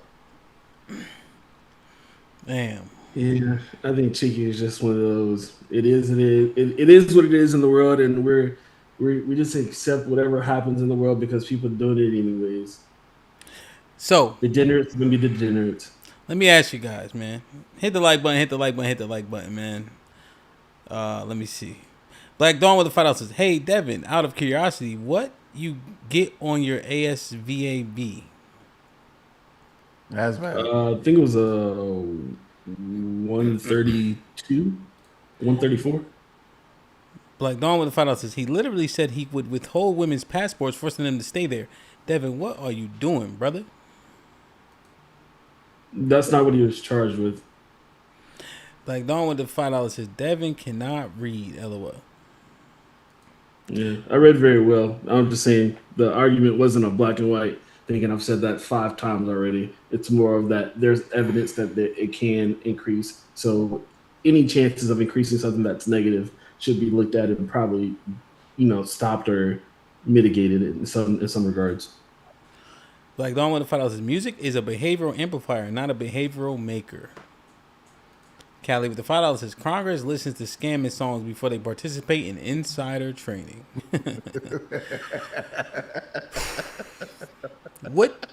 What did you guys think about the cold versus flu aspect? What do you guys think that means?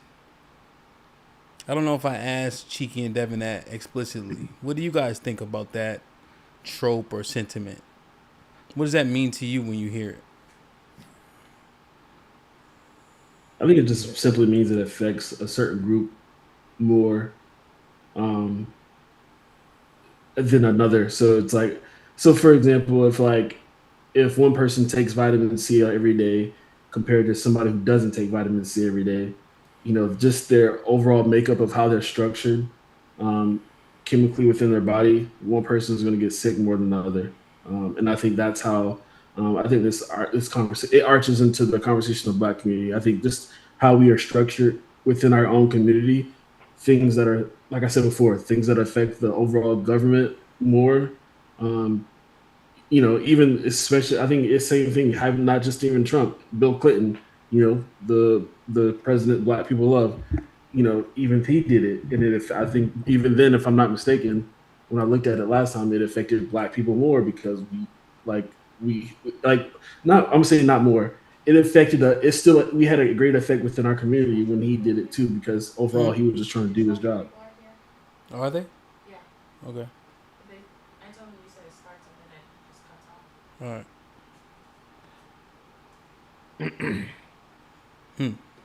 I think that saying is generally speaking, if we remove race, it's going to be your lower class.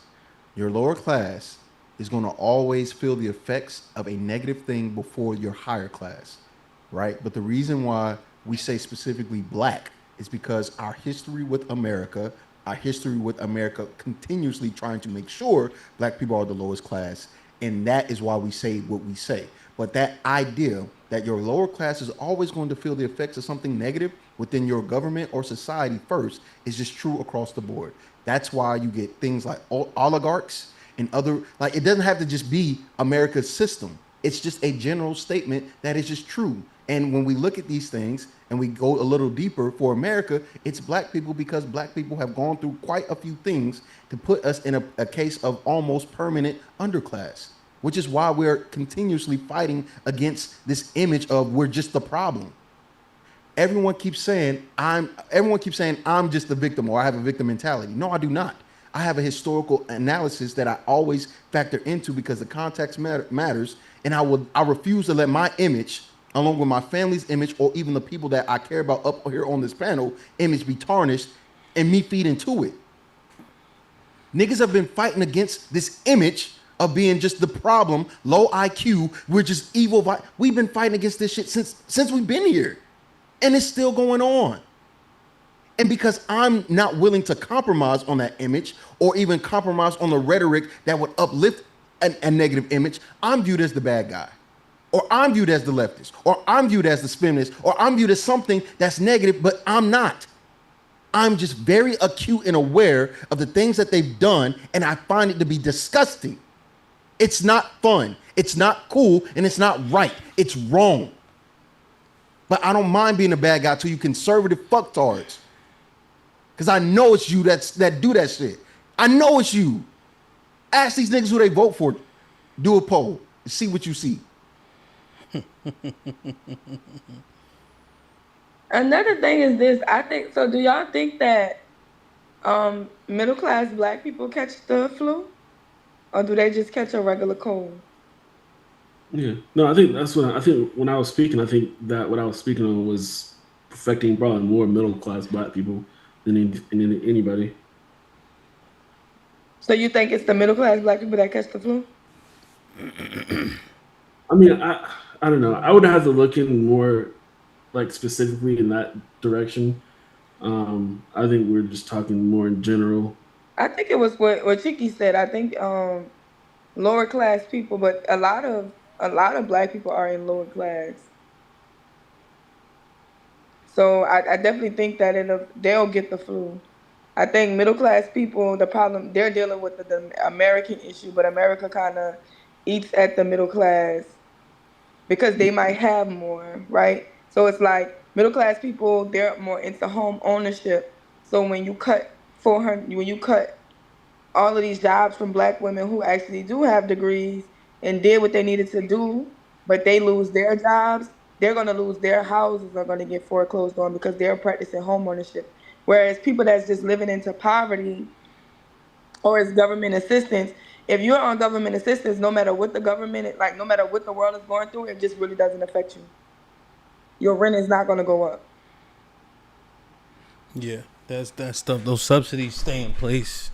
You know, like even with the inflation as an example, the subsidies don't go away. You know, you have the government shutdowns where it happens, but even then they get like don't they, you know, if you got $1,000, you get that $1,000 back, right? Like let's say you didn't get your stamps for June, you get 2,000 in July, right? Just to simplify. Yeah, and they gave people extra stamps and things like that. So it's like they're already not working and participating. They're already just taking the handouts. And that's kind of how I feel about like the Mexicans. Like Mexicans, they're not coming here to necessarily live the high life of an American, for as like the American lifestyle. They'll be 25 to one house. They'll be 35 in a car. You see what I'm saying? Like you never see Mexicans. They never like the people that put that shit on. They ain't never really fly. You know what I'm saying? When you think about flyness, you won't think about Mexicans.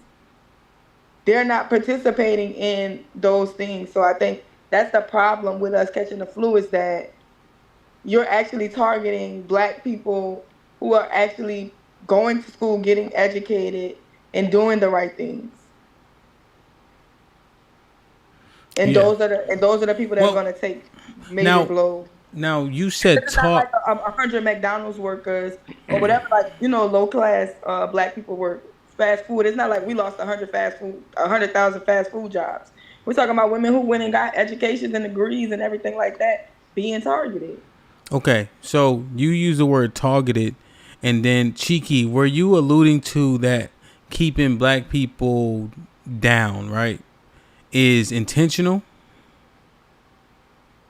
Yeah, that if you pay attention to the whole Doge situation with Elon Musk, he was targeting things that had DEI and quote unquote DEI involvement, which we know is code word for directly affecting Black people. Oh my God, that's bullcrap because most of the people who benefit from DEI was white women. Question. I was just trying to make sure I answered. That's all. Oh, that's irritating because we like see this like we're attacking Black people, but no, it's white women. Why are you caping for white women? What do you mean? What are you talking about? That's not my stilo. That's yours, buddy. What are you saying? No. The argument is you're saying that the whole thing for targeting DEI was to directly attack Black people. But if the numbers play out that if it supported white women the most, how can you then turn it to make it as is some racist claim or somebody trying to take down this racist trying to be racist against Black people when white people are the one that benefited? It's like you gotta accept some, like you can't say that when we know that's the truth. You can't say what you're saying when you know that's the truth. Here's my prompt, right?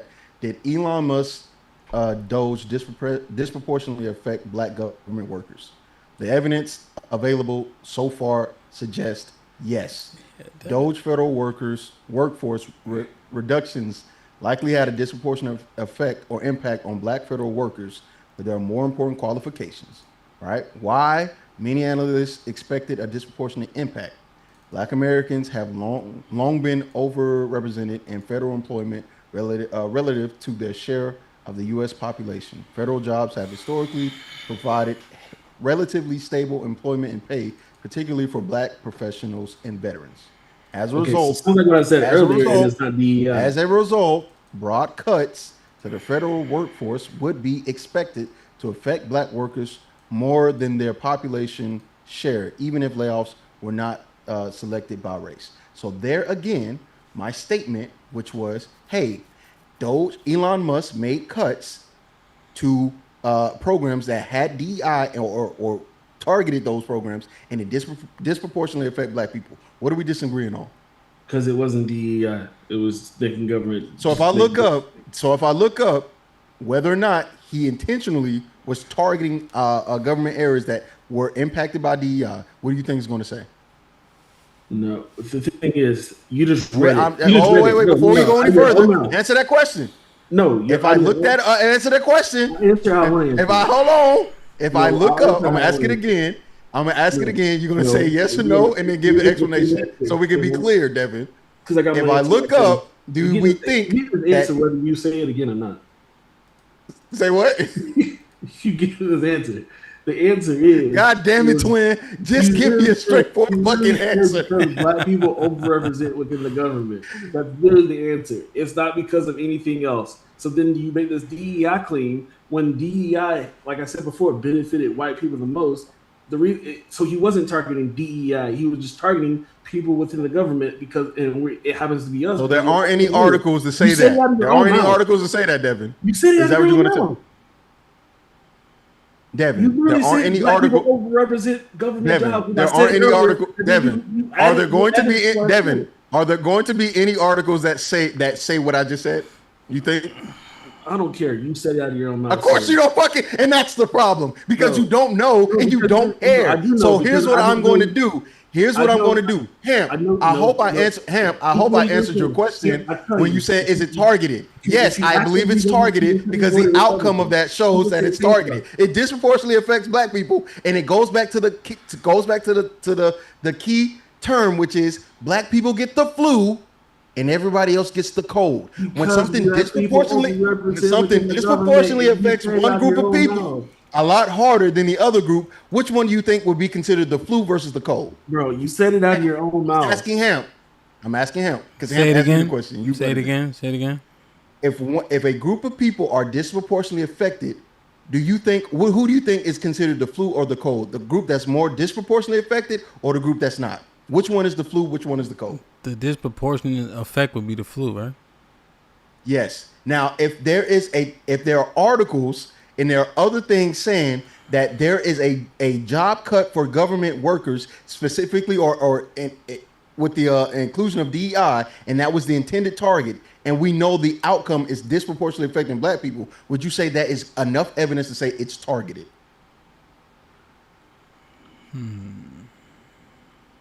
And let me add it here, Ham. God damn it, Devin! Shut up. And this is defeating the exact point. Why didn't we let him answer, Devin? Why didn't we let him answer? Why didn't we let him answer? At one point. Why won't you let me add one point? Did you or did you not within your dissertation of what you said and you got from your own out of your own search that it said black people already overrepresent within government per population, so it would automatically affect us more than anybody else? Is that a fact or not? Did you not say that? Yes or no? I didn't say that. I asked him a very Hamp said that, and I asked him a very specific question. So now that we're back to the question I was asking him before we was rudely interrupted by my twin. Not have the context. Hamp, you want the bun, but you don't want the meat. What is that? What is? Hamp, do you remember my question? Can you answer the question if you remember? Yeah, so that part. If you are targeting what's it called? A sector of the government. Let's say it is DEI. And you have an overrepresentation of a particular group of people, albeit black women in that instance. Those are the people that live in proximity to the jobs and are more likely to apply. Because DC, black women to black women, black women to black men is upwards of. At Willie_MF_Beeman donated $20 through Super Chat. Shout to the channel and host. What up at Cheeky at Devin? Yo, what's poppin'? Salute to Willie in the building. Now, so those are the people that are more likely to be in those jobs. So that's the only thing. Are they targeting DEI? Or are they targeting the black people who work for DEI is the question. Okay, so you want me to read what it says? And that way we can get some clarity, all right? Sure. So I asked, was Doge targeting DEI programs? Yes, targeting DEI programs was one of the Trump's administration's explicit priorities, and Doge played a role in implementing that agenda, although it was not Doge's only mission. Okay, so the key part, I'll keep reading. Here's the distinction.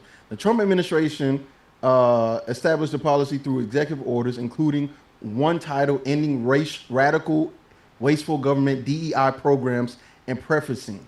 Signed on January 20th, 2025. It directed federal agencies to identify and eliminate DEI offices, programs, contracts, and related spending.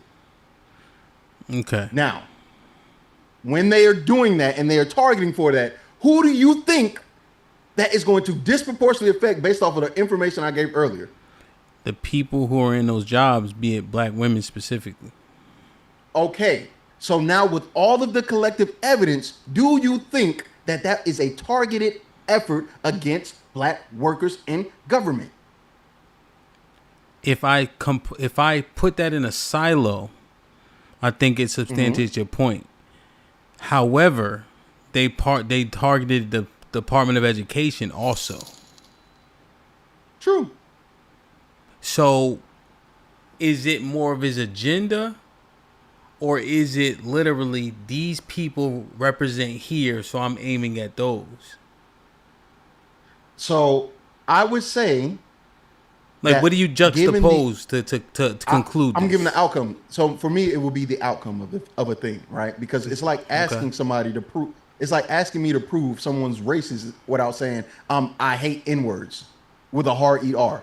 I'm gonna have a tough time proving this person is racist. But if I look at all the actions and indicators up until this point, that lets me know, he says, I don't really like people like him.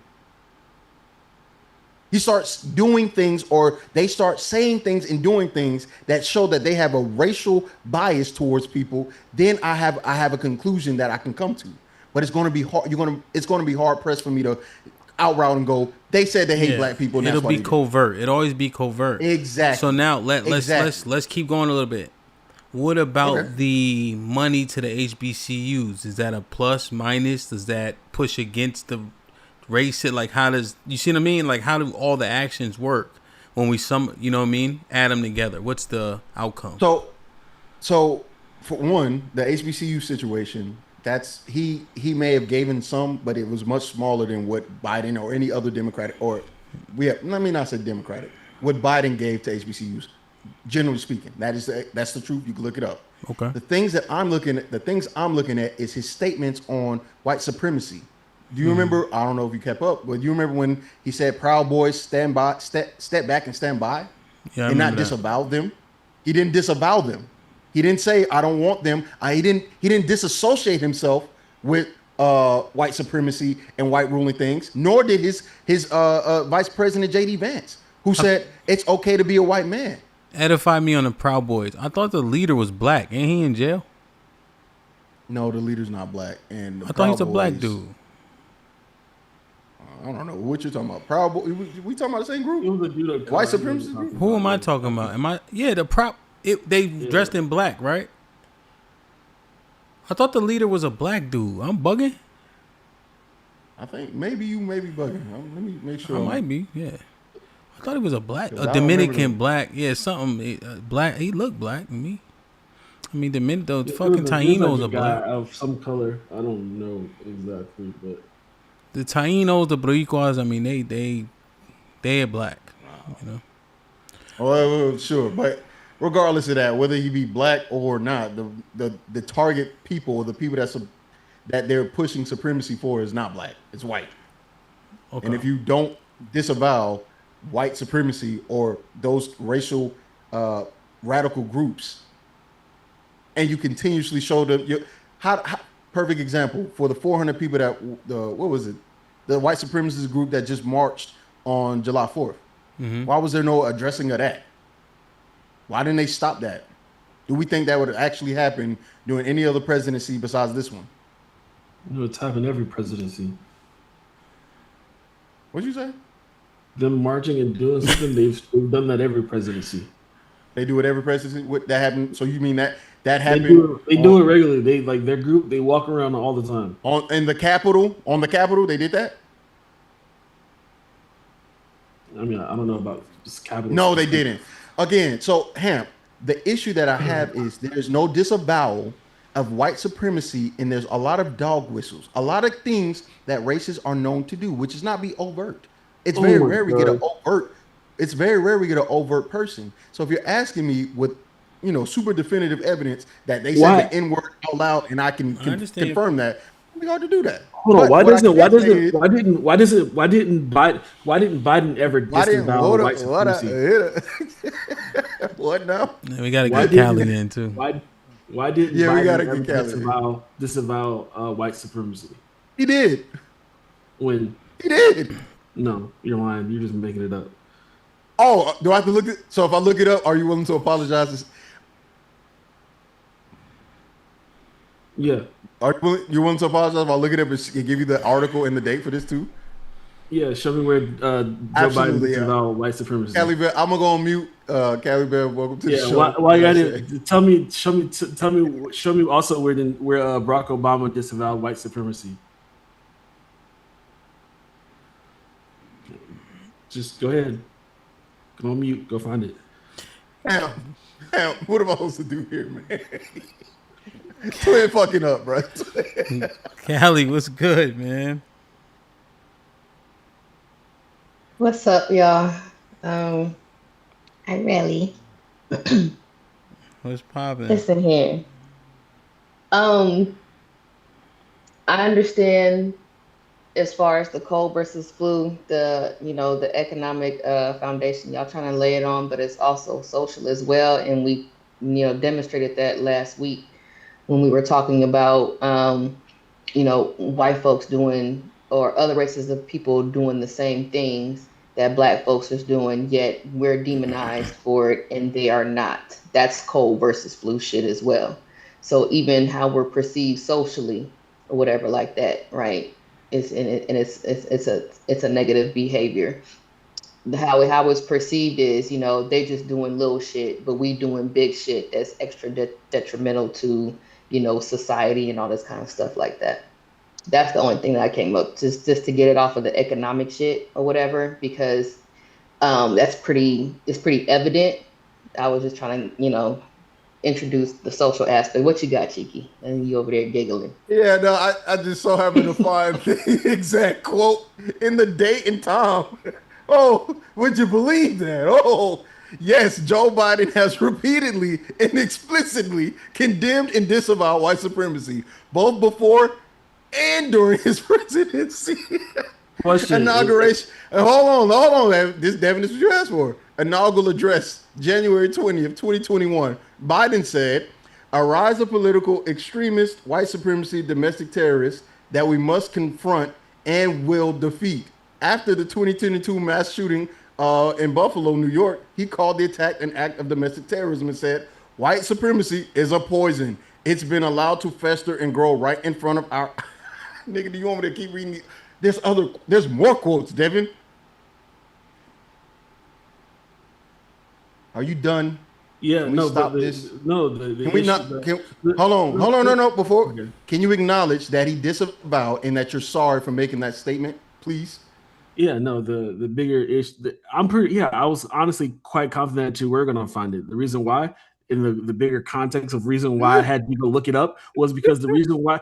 Because the thing is you guys conflate and put these two things together. That because he disavowed or has to disavow racism makes him racist. So the fact that you found him having to disavow racism, does that make him racist? That's what you guys literally No, that's not. No, that's not what. No, that's not what that was. No, we don't have to. We don't have to do this. That was. Because that's not even what that was. Because at the same time, no, because he was asked or he had to present some background information as to why he thinks that these policies were targeted in this way. That's what that was explaining. Not that, if you don't disavow white supremacy or whatever like that, then that means that you racist. That's not what the purpose of that whole exchange was about. That wasn't it. Do you remember the context of Donald Trump saying to the Proud Boys, stand back and stand by? Do you remember that? Yeah, to get them to stop acting. Yeah, no. No. It's not January 6th though. Do you remember what the person asked them to do? Asked Donald Trump to do very explicitly. He said, "Could you disavow the Proud Boys?" He asked them to do that, and guess what Trump did instead of disavowing them? Yeah, told him to stop going, like stop acting out, like stop going out. No, he said stand,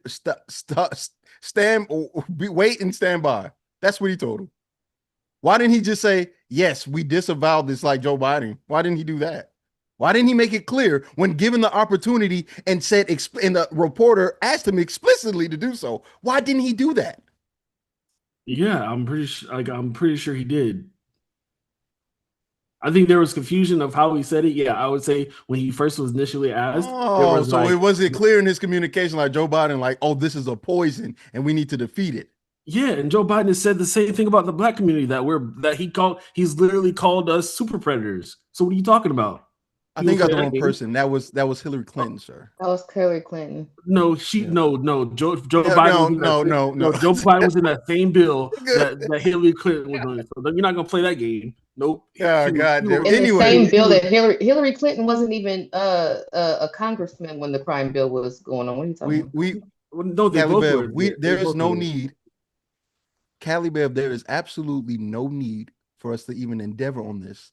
The point is that there is clear indications and actions to most people who are African American and care and listen and understand dog whistles that Donald Trump, his administration, Elon Musk have all shown signs of racist behavior, especially when you depict the president as apes and his wife, right? Those things will definitely play into that category of seems a little racist. I don't know. But you know what? Because Donald Trump didn't scream, these N-words are annoying me. We can't really prove it. It's very similar to how they're going to do the Civil Rights Act in chapter section 2 of that, how they pretty much got rid of it. We can't prove it because while somebody's signing the gerrymandering map, oh, I hate N-words, this is why I'm redrawing it this way. Bro, you're acting like Democrats are gerrymandering also. That's the shit that I'm talking about. I'm okay with Democrats being able to be criticized. I'm okay with them being criticized, and if they're racist, then I have an issue with them too. But we have a current administration, and HAMP asked for a explanation as to how could I be able to say that Doge and Donald Trump was intentionally directly targeting DEI when it came from the administration itself. I gave all the evidence I could. Devin, you did not provide anything. You did absolutely nothing. You did absolutely nothing. You did absolutely nothing. You did absolutely nothing besides ask for me to provide things that I already knew and did, and now you're stuck. And it's okay. It's fine. No, the evidence came out of your own mouth. The evidence came out when you said black people overrepresent within the government. So when people were getting fired, of course, it's gonna be more black people. It came out of your own mouth when you said it. You said your own evidence. It's okay. I understand. But the obvious answer couldn't be the truth. But the obvious answer couldn't be the truth, Cheeky. So then it had to be, oh, it's racist. It's because he was targeting black people. No, Callie Bev, we can't keep doing this thing. HAMP asked me how to substantiate it. I gave him all the evidence and all the things that's needed. We can't have this back and forth with people who just don't care to see it or want to see it. And they just so happen to always be, there's always a pattern. There's always seems to be a pattern. HAMP just need to do a poll. I just took issue with the cold versus the flu, dealing with problems with the economy, basing it just off of public sector jobs, because even in the private sector, we see that as well, because our incomes are so closely matched and two incomes are required to sustain a household, then yes, it's going to affect us more than it would affect other groups, because that one income that's very much needed within the household is gone, whether you work the public sector or you work the private sector. So to act like economic problems is only to act like economic problems only affect black people more because we donated $20 through super chat. Typical Trump nut hugger Mo. He didn't say that, and if he did, he didn't mean that. And if he did, you didn't understand it. And if you did, it's not a big deal. And if it is, others have said worse. To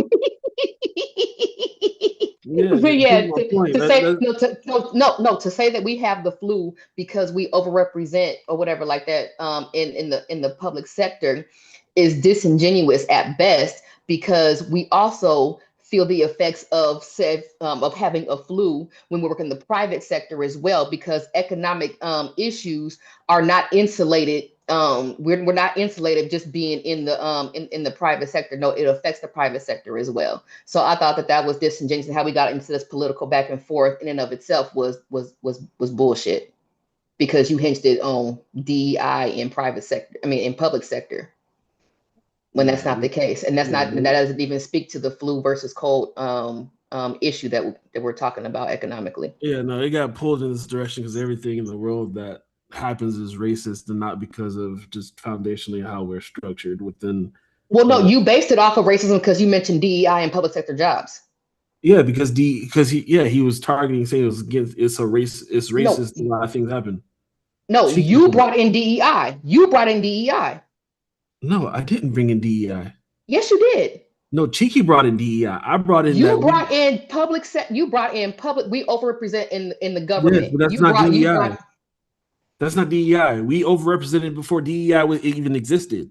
That's my argument against your point, is that we overrepresented before DEI even happened. So that's what I'm saying. There's a difference between those connotations. Okay. The reason we started talking about DEI was because Cheeky brought up DEI, and I was saying DEI doesn't matter because DEI help white women more than anybody. So it wasn't a specific DEI thing. And the fact that he's saying that the reason why my point is the reason why. Let me concede the point. Can I do that?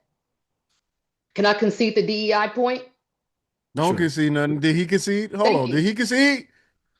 No, I just want to get over it because my main point was that the public sector is not why the cold and flu thingy is an issue or whatever like that.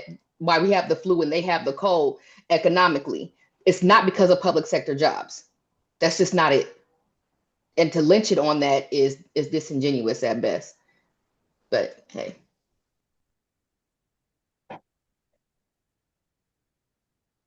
Okay, Hemp. So did I answer the racist thing? Why my conclusion is that? Is it reasonable? Would you think reasonable minds would take a look?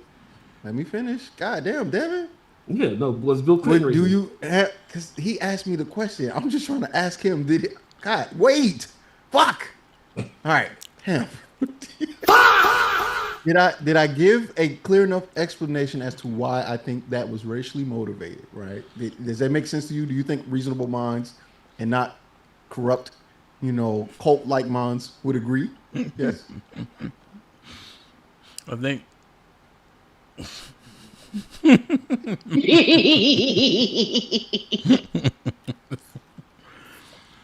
I think that we have evidence of what you displayed in the past to substantiate what you're saying. So, yes, your question, I add one simple question. Based off the same context that you were given with Chiki's example, based off black people overrepresenting the federal workers, and when he did cuts and them getting, and then there being firings, would you say Bill Clinton also there? Would you say that would be evidence that Bill Clinton was racist also? No, I'm saying that. Well, my answer was to him substantiating his point. I think that your arguments, I think that you have a leg to stand on, though. You're saying because I know the fact that if there's a disproportionate representation, there's going to be a disproportionate effect, right? Of things that happen, firing, layoffs, furlough, etc. You know, Cheeky saying if you target specific entities, industries, sectors, right? They know who it's gonna affect, right? The covert nature of racism is they do it because they know who it's gonna affect. I think your argument is simply if you there, you're gonna get affected. It just so happened that it's a lot of y'all. Yeah. Right. And then my other little part of it was he brought in specifically DEI, and I said you can't just sit there and bring in DEI. I think it had more to do with the ideology of DEI rather than it being black people, when the evidence shows that white women are the ones who benefited the most from DEI. That's my counter argument to his DEI part. Then why would we do the face of it? Because that's what leftists do in general. They take the black. No. You said why we're the face? No, don't do. Oh, you asked why were black people the face of DEI then? I'm answering your question. The answer is when it wasn't leftist. It was not leftist. I'm sorry, it wasn't. I'm sorry. Not when Tucker Carlson was sitting up in here talking about when that airplane shit happened or whatever like that, and it was a fucking white pilot or whatever, but they were blaming it on black people. Yeah. Can I answer your question? That wasn't no fucking leftist. Can I answer your question? No. Okay, then you didn't ask a question. All right. It was highly Ham, rhetorical. I guess I guess the question is, did Devin do any substantiating at all for his statement for Clinton or currently? Did he substantiate anything, or are you just making a statement? No, I'm asking him. You asked him a question. I'm asking back. What am I? Yeah, What do I you don't mean really. I didn't really substantiate? understand the Clinton part. I think I understand his just general pushback. Okay, Because but did he the substantiate that, or is he just the Clinton he's just- part? The Clinton, the firings for downsizing government, the same thing that Trump did, Clinton did himself. That's all. That's the whole point. Was that it wasn't something that was done based. And I'm saying, if you're saying that he did that based off racist intent, then I'm asking you to then validate what was the difference between Clinton and then Trump, and then that's where the difference that I think the biggest difference. Oh, that you he s- brought in okay? was Got the you. DEI. You're saying because Clinton made cuts and Trump made cuts, how can you differentiate the two? Yes, and I think I think you can tell me if I'm wrong. I think you brought in DEI to then bolster your point of it being targeted specifically for Black people. And I'm gonna go ahead and I didn't. answer- Hold on. I didn't bring in DEI.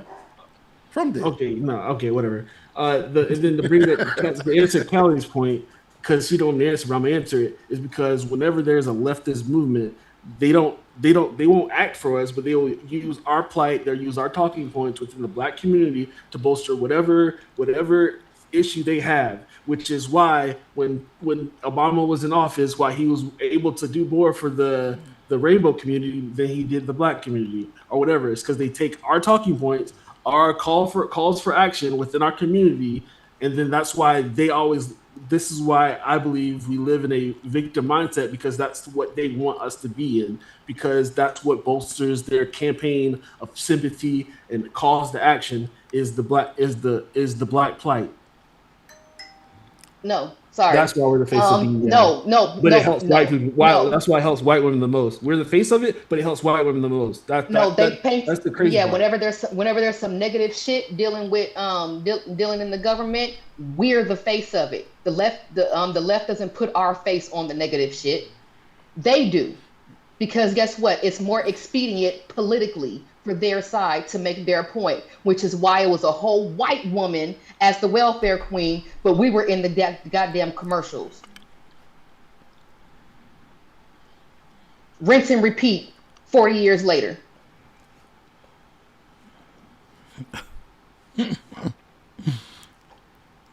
When y'all start talking that left and right shit, I didn't talk left and right. Well, whomever. That's kind of why I wanted to get off of it or whatever like that, because he want to make it political, talking about the goddamn public sector and shit. That with private sector, they make cuts as well, and it's still even if the private sector go ahead when they do go ahead and make our households more, because our households are more contingent on both incomes mattering within the house. That's why it affects us more. That's why we get the flu and they get a motherfucking cold. But to bring public sector in there, we went all down this whole political rabbit hole that was really unnecessary to prove the point.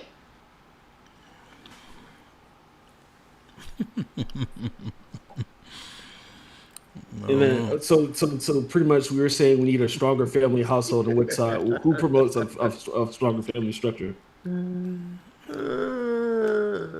you asked about the face of DEI. If both incomes matter, I'm talking about a fucking household. Yeah. Who promotes strong households? Who? Yeah, who? I don't know. I'm just asking the question. You tell me.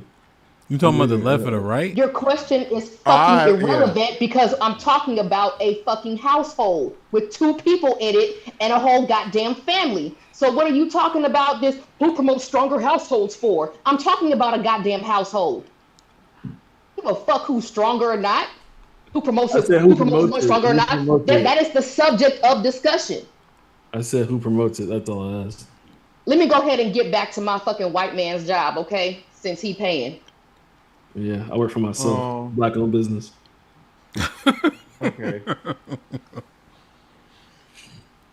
don't know, man.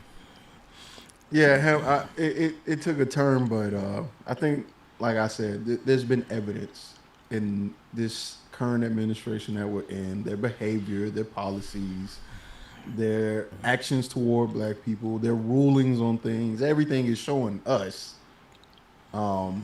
why the term "black people get the flu and everyone else get the cold" matters.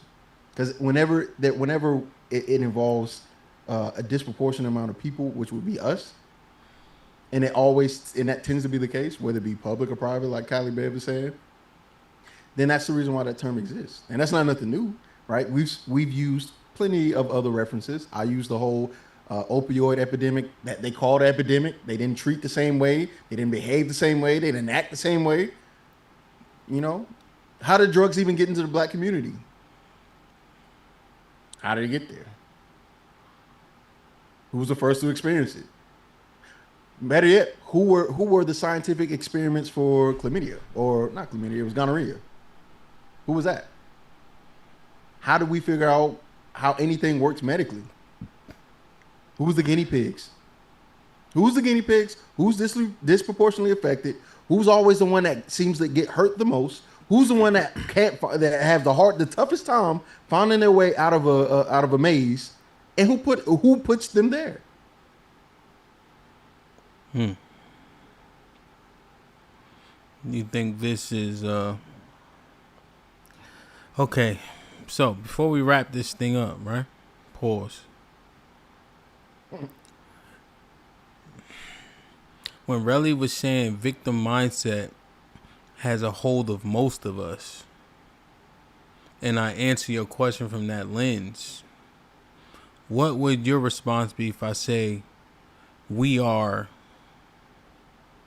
either large minority responsible for it or just as responsible for the rat maze that we in?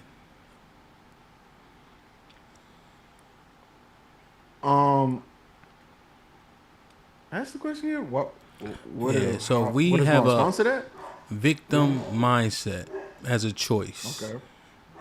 Okay. And then we're saying, look at the rat maze that we're in. If I'm choosing to have a mindset to always point the finger and be a victim, is it on me or is it on the system?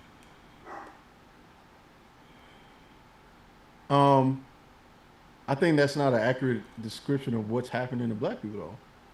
I don't think most black people point at the system and saying, I'm the victim. I think majority of black people are trying to work their way through the system or out of the maze and going, while I'm doing this, because here's what's actually happening. Black people are doing what black people typically do, which is work and just try to figure out how to, just get through the day. That's that's the average American.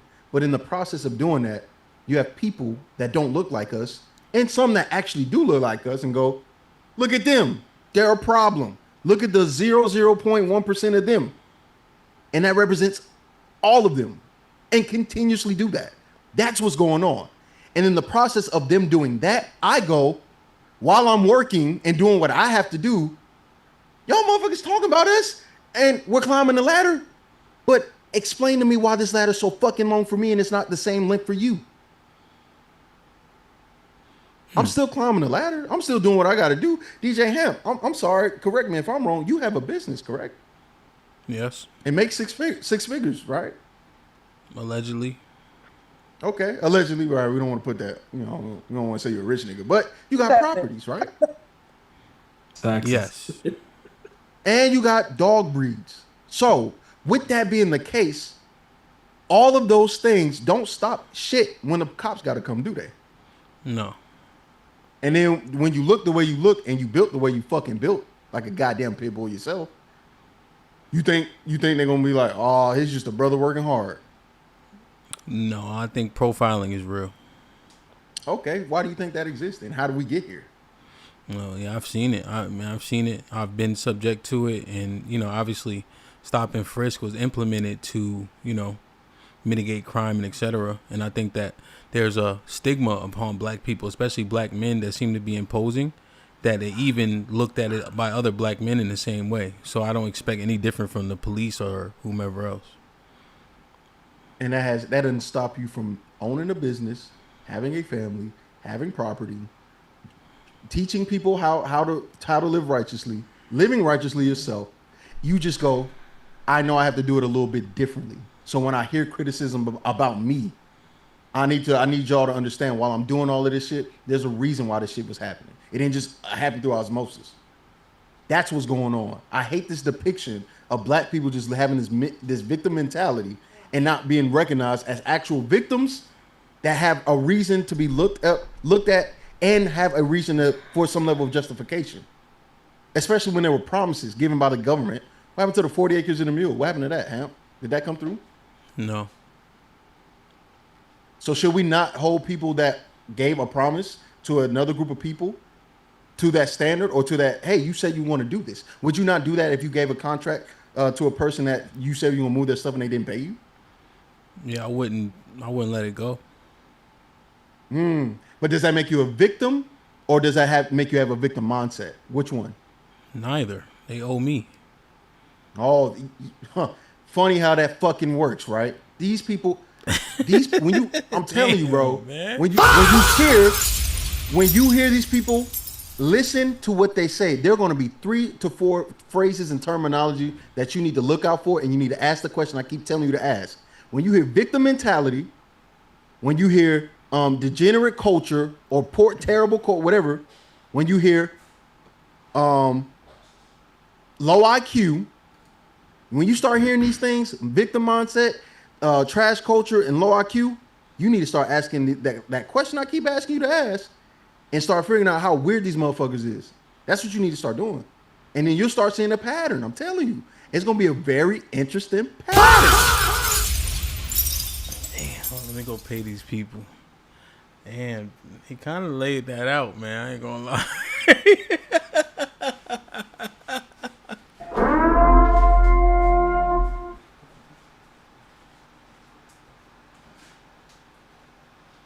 And you know your audience, man. Look at your comments. I don't have to look at the comment section because I already know what time half of this audience may be on. But ask them who they voted for. Put a poll in the chat and ask these fuck niggas. Supporters alone, Cheeky. Ask these fuck niggas who they voted for.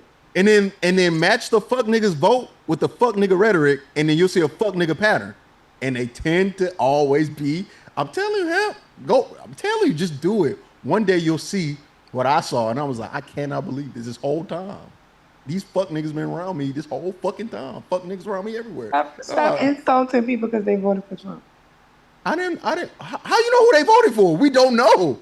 We're trying to figure out the pattern, Sherelle. We really have no idea who these people voted for. We don't know what they think or believe. Nothing. You think you think I know who Devin voted for? I don't know what Devin voted for. He never told me. Sure, we understand the point. He's insinuating a certain thing. He's exerting intellectual authority of knowing what people think and how they think, and that's why they think the way they think. I have a hypothesis. This is a scientific experiment. All I'm asking Hamp to do is help me with the test, the evidence. It's a hypothesis. I don't know everything. I'm just saying, he were to do it. You use HAMP, and I don't think HAMP has a victim mindset, right? So if you're a black person and you're applying yourself and you're doing what you need to do, I think the cold may hit you, right? And if you're getting hit by the flu, it's just seeming as systematically things are disproportionately hitting us. Like I said, middle-class black people, although they make more money, they have more bills and more responsibility than lower-class black people, right? But there are black people.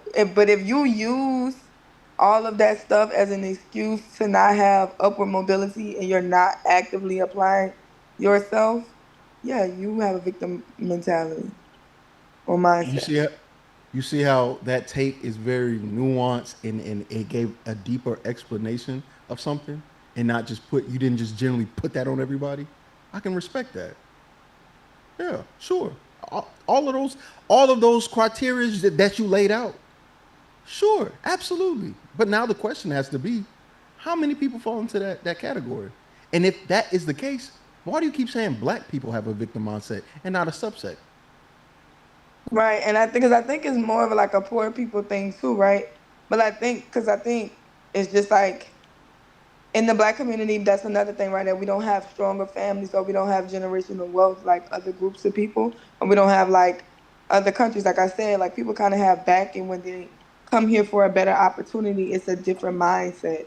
If your family came to America for a better opportunity, that's not why niggas is here.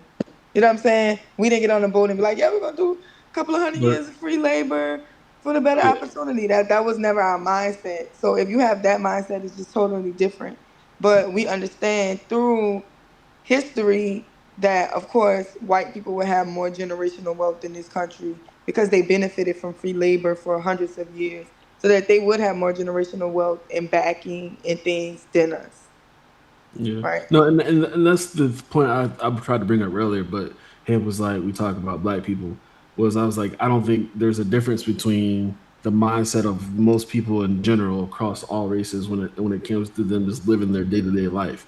And I just couldn't just say that because he was like, stick to black people, and so that's my overall belief on that point. And then I would also say, because of that being the situation, and because of what you to substantiate or add on to what you said, Trill, is yes, we are behind the eight ball when it comes to certain aspects of the black community in our lives. That I think we can't just have that I'm gonna just go work mentality, or I'm gonna just go do the bare minimum mentality. Like if we want to make up ground in certain areas and certain aspects of our community, we're gonna have to do that. We're gonna have to do that work twice as hard to make up that ground, because we've seen through history they're not just going to give it to us. And if we somehow get it, or they give it to us, somebody else is going to try to take it away. So we got to have in that more aggressive mindset of just like that's why I don't accept the whole it's just an acceptable thing or something more is important. Like I get irritated during these conversations because a lot of it's like it comes off as something else is more important, and so don't worry about it. Then we talk about another aspect of something, and it's like, oh, something else is more important. Don't worry about it. And I think we get caught up in that um, that everlasting like funnel or rotation of nothing ever gets fixed because it's always somebody else's fault of why this is happening, and we just don't fix it. And we're coming with that mentality already behind the eight ball on a lot of things, and we have to do more than just sit there and work our 9 to 5 jobs and be normal people. We got to do extra in order to catch up because nobody's going to give us anything. Damn. Hey, let me say this and we get out of here, right?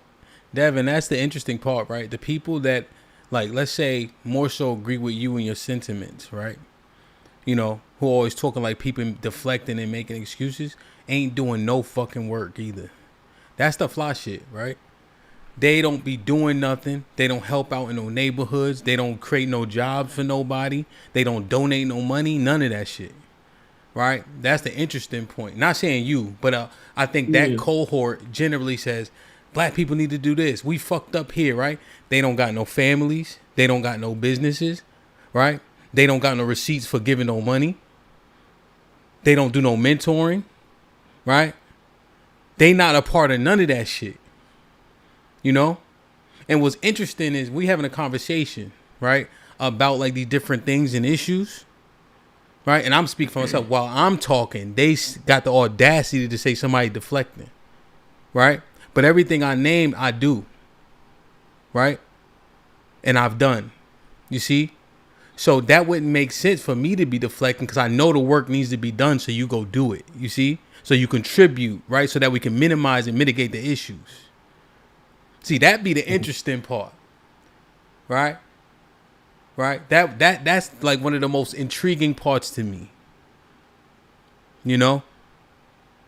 I would argue they don't give a fuck and they just talking. Because there's a lot of work to be done. I'm just wondering who's doing it. Yeah. And I think a lot of these conversations, how we spoke about how a lot of things it's beyond the convo though, you heard? It's beyond the convo. You see what I'm saying? Okay. You see what I mean? Like, not to cut you up, just I'm saying it's beyond the convo. Right? So we're mining through a process. They say, oh, y'all deflecting, y'all making excuses. Well, show me your work. Right? Show me your work and I'll show you who just talking.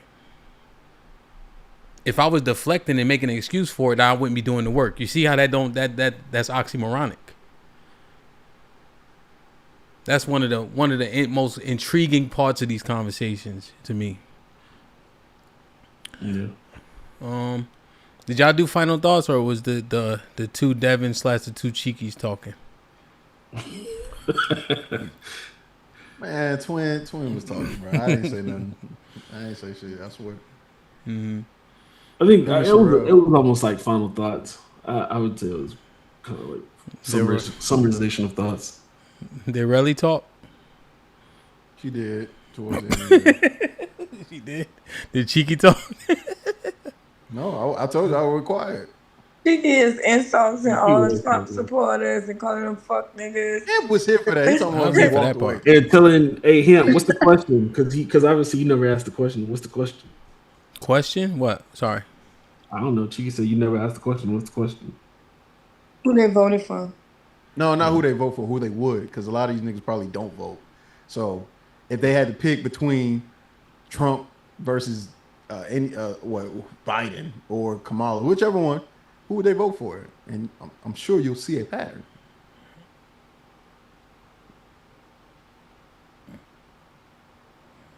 So, yep. But if we're doing final thoughts, I'll give mine. We can get out of here. I think this whole idea about this whole blanketed statement about black victim mentality in black people is now being used as a dog. Not even now. It has been continuously been used as a dog whistle for I'm just gonna shit on black people with no additional research, forethought, or anything put into it. All right, that's what I think. Right, and because of their behavior and like you were saying, their lack of pain put into whatever the case, I just don't believe these people. All right, they tend to be people who aren't. All right, if they are married, they use their wife if she is black as a shield to their anti-blackness and anti-black rhetoric, and just go, well, I got a black wife. There's no way I could be against. Yeah, but you hate niggas, so I don't know how that works. And if they married to a white person, we already discard them, kind of, so that don't matter. But there is a pattern, and this rhetoric. Watch who it comes from. Watch their behavior. Look how they move. Look how they say and do things, and then also look how much shitting they do on the culture. I'm so tired of black people getting shit on for things that we do when we always seem to find a way out of nowhere. I'm never going to shit on hip hop. Are you fucking kidding me? If you know the history of that shit, there's no way I'm not shitting on shit. No. And all the negativity you claim is coming from hip hop, I gotta ask you, where's the negativity is coming from you more than likely. And you just like the soundtrack to your life. Don't fucking put it on nothing else but you. That's real victim mentality. Stop putting it on other shit. It's you, nigga. It's you, ho. Fuck out of here. Leave hip hop alone. Leave black culture alone. Go shit on something else. The fuck.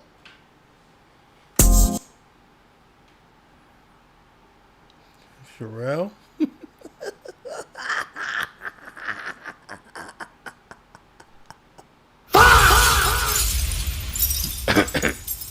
I'm having to wash Cheeky Mouth out with soap after this stream. But I think it's crazy that people say victim mindset and then we blame like rap music and movies and stuff for the decisions that we making. Like, stop trying to erode accountability for the choices that you make in your life. At the end of the day, that's just your best bet. Yes, when shit start going hitting the fan, we're the closest to the fan. Okay, so when they hit the fan, we the first one that's gonna blow away. But I think that we have to have that understanding, and we need to be doing what we need to be doing, so that we can just deal with the circumstances. Life is gonna keep on giving us hurdles, while everybody else doesn't seem to have as many hurdles as us. But that don't give us an excuse to not learn how to jump over them. So, and then that great stream. I appreciate y'all joining the panel. Everybody liking and subscribing and rocking with us through our ups and downs today. Yeah, I'm tight, man. 10 seconds. Go ahead, man. No, I just want to say, someone asked like, how do I help the black community married to a white wife? And I was like, I'm just adding ink to the empty ink cartridge, just resupplying where the ink ran out. And the other thing is how I help the black community is only people I've ever helped so far learn how to trade, day trade, are have been black people so far. So I would say that's my contribution to the black community and how I help out. To hope that answers this question. Yeah, man, that's good, man. I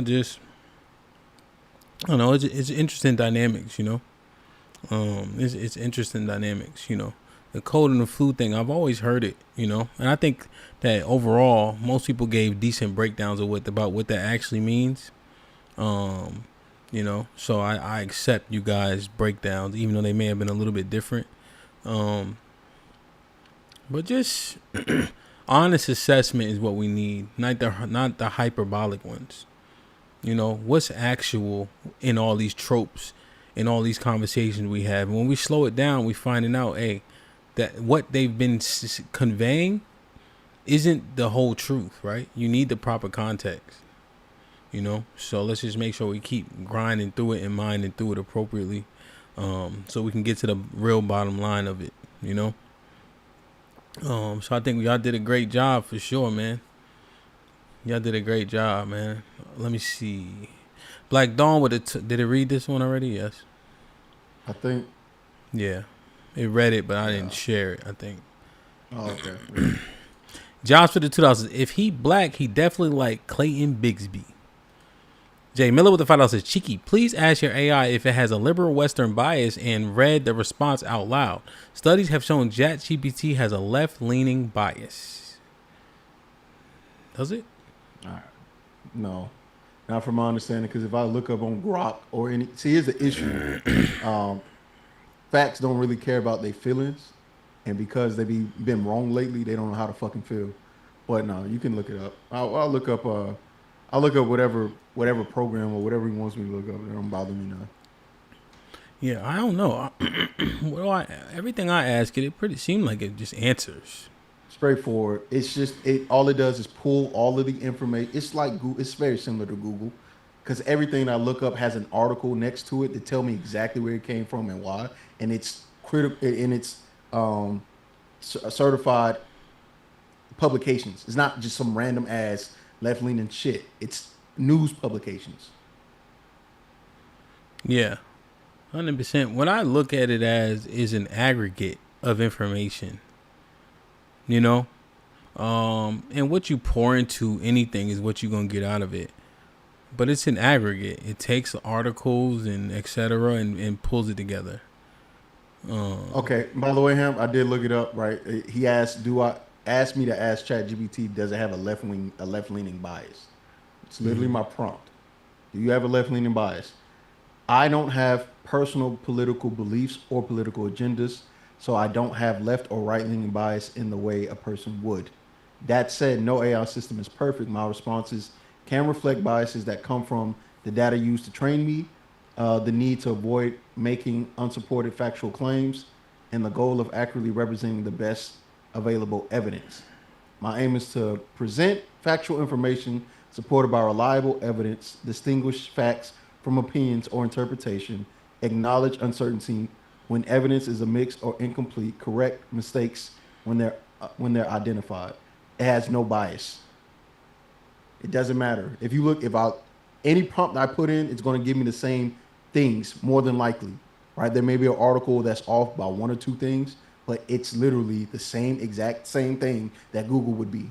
It just gives you to you in a more summarized version, and you can still click on the article and link to read the exact same thing it's pulling from. It doesn't make sense. They just don't like the facts, don't like their feelings. No, they're not I as think logical as they would love to be. What the thing was saying, if you actually understand it, and also how things are trained, is that it's taking evidence based that's already on the internet. So we would have to agree that everything that's written for the most part out there about certain issues are biased. So what it's saying is it's inherently not biased, but if the things that it's pulling from is biased, it's going to then regurgitate that bias that said information. So you would still need to do some digging to then also learn how to just counterpoint or ask counterpoints to whatever is being said to validate whatever you're looking for as fact or opinion. Yeah. I think I think the AI is built in itself to be objective until you start pouring information into it, right?